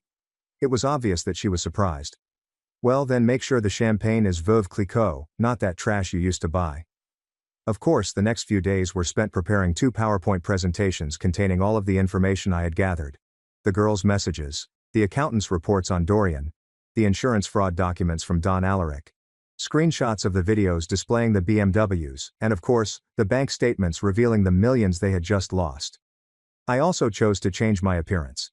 It wasn't simply the gymnasium, I hired a personal trainer, a dietitian, and a tailor to create personalized outfits. If I was going to do something, I was going to do it correctly. A week before the celebration, a parcel arrived by courier. Inside were all of the father-daughter images I had framed in my house, including the ones that had gone missing, as well as a handwritten note from Isolde. You can keep the memories. We'll take the future. That night, I burnt the photos in the fireplace. I no longer felt agony, just cold, unwavering clarity. Instead of relaxing on the couch the next day, I went to the gym. I initially saw her while lifting more weight than I had in years. Her name was Selena. Nothing happened that day, but for the first time in a long time, I recognized there was life outside of my house. The audit was over, it was time to collect, and perhaps live again. The numbers did not lie, and they indicated that it was time to collect. The first evidence of panic occurred 3 days after they confirmed the party. My ex-wife has sent me a message. I need the guest list to curate it. I want to make sure it's appropriate for the girls. I sent her a list of 40 people. What I didn't tell her was that I had prepared a second list of everyone she would check out. Dorian's co-workers who knew the truth. His old business partner to whom he owed money. And of course, Don Alaric. Predictably, she returned the list with half of the names crossed out. These people are not appropriate for a family celebration, she said. Perfect. That following afternoon, Dorian called me personally for the first time. Hey, can we talk like men? His voice tried to seem kind, but I could sense uneasiness. Of course. Look, now that I'm the girl's father, I'd like to access their educational accounts. My lawyer says that as their legal guardian, I have the right to manage the trust fund your mother left them. There it was, the true reason for all of this, the trust fund. I pretended to be confused. Dorian, I don't know what you're talking about. Come on, man. My wife told me there was money set aside for their education. A trust your mother established. For the girls. Oh, that. I never had access to those funds. My mother handled everything. And then Octavian, the family lawyer. But honestly, he never told me exactly how much was in there. There was a long sigh. Could you give me his number? Sure. I gave him Octavian's phone number, knowing exactly what would happen. He hung up fast. The next day Octavian called me, exhausted from laughter. Son, your ex-wife's husband just called me demanding access to the trust. When I explained that it no longer has valid beneficiaries because of the adoption, he went crazy. What exactly did you tell him? The truth. That the money automatically reverted to you when they legally renounced being your daughters. He remained silent for almost 5 minutes before yelling that it was impossible. That afternoon my phone exploded. My ex-wife called me upset. You're a damn thief, she exclaimed as soon as I responded. Excuse me? You stole my daughter's money. That trust fund was for them. They were your daughters. They're not my daughters anymore, remember? You said so yourself in court. You know perfectly well what I mean. I know exactly what you mean. You had my daughters adopted to steal their money, and now you're furious because the plan backfired. The line was quiet for a few seconds. I don't know what you're talking about, she replied, attempting to appear innocent. Please, Dorian didn't just happen to call asking about the girls' educational accounts. This was all a plan from the beginning. She didn't answer the phone. 2 days later, I had a visit that confirmed how far they were willing to go. A social worker arrived at my home, accompanied by a police officer. Sir, we've received a formal complaint of child abuse and financial neglect, the social worker explained. May we come in? My heart raced as I allowed them in. My place was spotless, and my documents were well organized. I had expected something like this. The complainants alleged that you denied basic financial support to minors for years, causing them severe psychological trauma. Who are the complainants? I requested the information. Your ex-wife and her current husband. They also have signed statements from the minors. They were there. They had persuaded my own daughters to formally accuse me of abuse. May I see the statements? I asked, and they showed me the documents. Isolde and Thalia had submitted written statements alleging emotional deprivation, intentional financial negligence, and psychological harm caused by poor living conditions. These are very serious accusations, the officer told me. If proven, we're talking about criminal charges. I understand. Can I have a few minutes to look for some documents? I went up to my room and returned with a box full of papers. Bank statements, paid tuition bills, school supply receipts, medical bills, everything I'd saved for 15 years. Here are all the expenses I covered for the girls for 15 years. Private tuition, private health insurance, extracurricular activities, clothes, food, all documented. The social worker spent half an hour reviewing the documentation. Sir, this clearly shows you have covered all basic expenses and more. Is there any reason why the minors would sign these statements? Because their adoptive parents convinced them they needed access to a family trust they can no longer touch. I explained the entire situation, including the trust, the adoption, and Dorian's call. The cop and social worker exchanged looks. Do you have proof that the adoption was motivated by money? The officer inquired. Does a recording work? I pulled out my phone. I had recorded my whole talk with Dorian concerning the trust fund. I played the audio in which Dorian revealed his lawyer assured him he had the authority to operate the trust, and his displeasure was palpable when I told him I knew nothing about the money. This is highly irregular, the social worker stated. We will need to investigate these accusations further, but from this perspective it appears that someone is using the system for financial pressure. They left after 2 hours, but not before the cop said something that chilled my blood. If these accusations proceed, they will try to request a restraining order and an asset freeze. Have your papers in order. That night, I was unable to sleep. They had not only attempted to rob me, but they had also turned my own girls into weapons that may land me in jail. The next day, I did something that I knew would seal their fate. I called the financial aid offices at the 2 institutions where Isolde and Thalia were supposed to attend. Good morning. I need to formally withdraw my statement of financial support and my guarantee as a co-signer for my daughter's student loans. Is there a problem, sir? They are no longer legally my daughters. They were adopted by another man. Therefore, I am no longer responsible for their educational finances. Furthermore, they just filed a formal complaint accusing me of child abuse and financial neglect. There was a prolonged pause. Sir, this will trigger an immediate review of their enrollment. Without verified paternal financial support, their adoptive father will have to take responsibility for their financial obligations. He had adopted children deliberately to gain access to their educational trust fund. After a week, the results became apparent. Thalia called me, weeping. Dad, I need you to help me with something urgent. I'm not your dad anymore, Cammy. Legally speaking. Please, just listen to me. My university enrollment was canceled, and I also have a $5,000 credit card debt. It was for a trip to Cancun that Dorian gave us. But now he says I have to pay for it. So now that the plan had failed, Dorian was already withdrawing his generous gifts. And why would that be my responsibility? I requested an explanation. Because you caused us emotional trauma with your cheapness all these years. It's the least you can do. Her icy tone left me stunned. They had just formally accused me of abuse, yet they expected me to fix their problems. According to the county family court, that responsibility now belongs to Mr. Dorian Martinez. Call him Dad. I blocked her for the first time ever. I blocked my own daughter. That afternoon, I bought a Patek Philippe. My stopwatch marked the conclusion of this nightmare. I formally requested Selena to join me at the party. She was a lady I began dating after meeting her at the gym, which I could not have done when my entire life revolved around the duties of being a single father. During our dinner prior to the party, I realized something awful. They hadn't simply usurped my duty as a father. They had stolen years from my life that I would never get back. The night of the party, I straightened my cufflinks in the mirror. The man thought on having survived the most vicious attempt at personal destruction he had ever seen. I arrived at the Crystal Palace in a chauffeured Mercedes. When Selena and I went in, I noticed them. Dorian sweating in a rental suit, my ex-wife apprehensive, and Isolde and Thalia perplexed, unsure why their university enrollments had been cancelled that week. When they spotted me, their faces were filled with horror and perplexity. For a time, they didn't recognize me. The man stepping in was not the exhausted father they had seen in court 2 months ago. He wore a superbly fitted suit, had a transformed body, and was accompanied by a gorgeous and successful woman who appeared to have walked out of a magazine. Dorian became visibly pale. He realized he'd utterly underestimated his victim. This was hardly the dejected loser he had expected to witness. I nodded to them. The actual visitors were arriving. The presentations, including the fraudulent abuse charges, were placed into my laptop. Are you ready? Selena murmured. The show is about to begin. I approached the small stage in the ballroom. The murmur of discussions decreased gradually. All eyes were on me. The genuine guests I had carefully selected. Dorian's creditors, Don Alaric's spiteful smirk, and of course my old family in the heart of the room, paralyzed by perplexity. Good evening, I said, adjusting the microphone. Thank you for joining us for this very special celebration.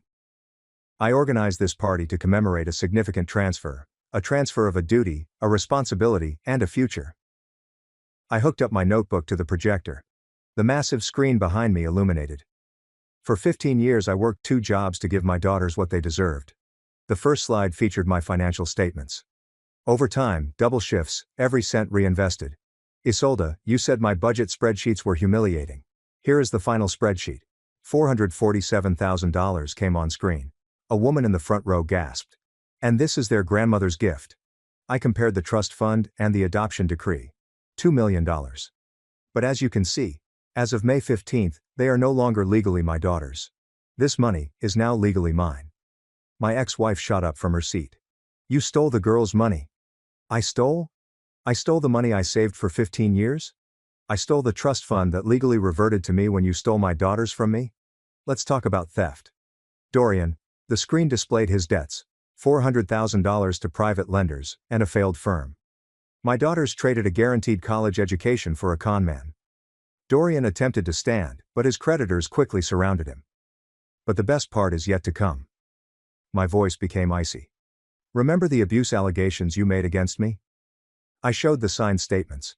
A man in a suit mumbled, "My God," when he read, "My daughter signed this. My father caused me significant psychological harm by refusing me basic financial support. Do you know why they lied under oath?" I divided the screen. On the left is the video Isolde gave me. Look what Daddy Dorian is going to give us for our 18th birthdays.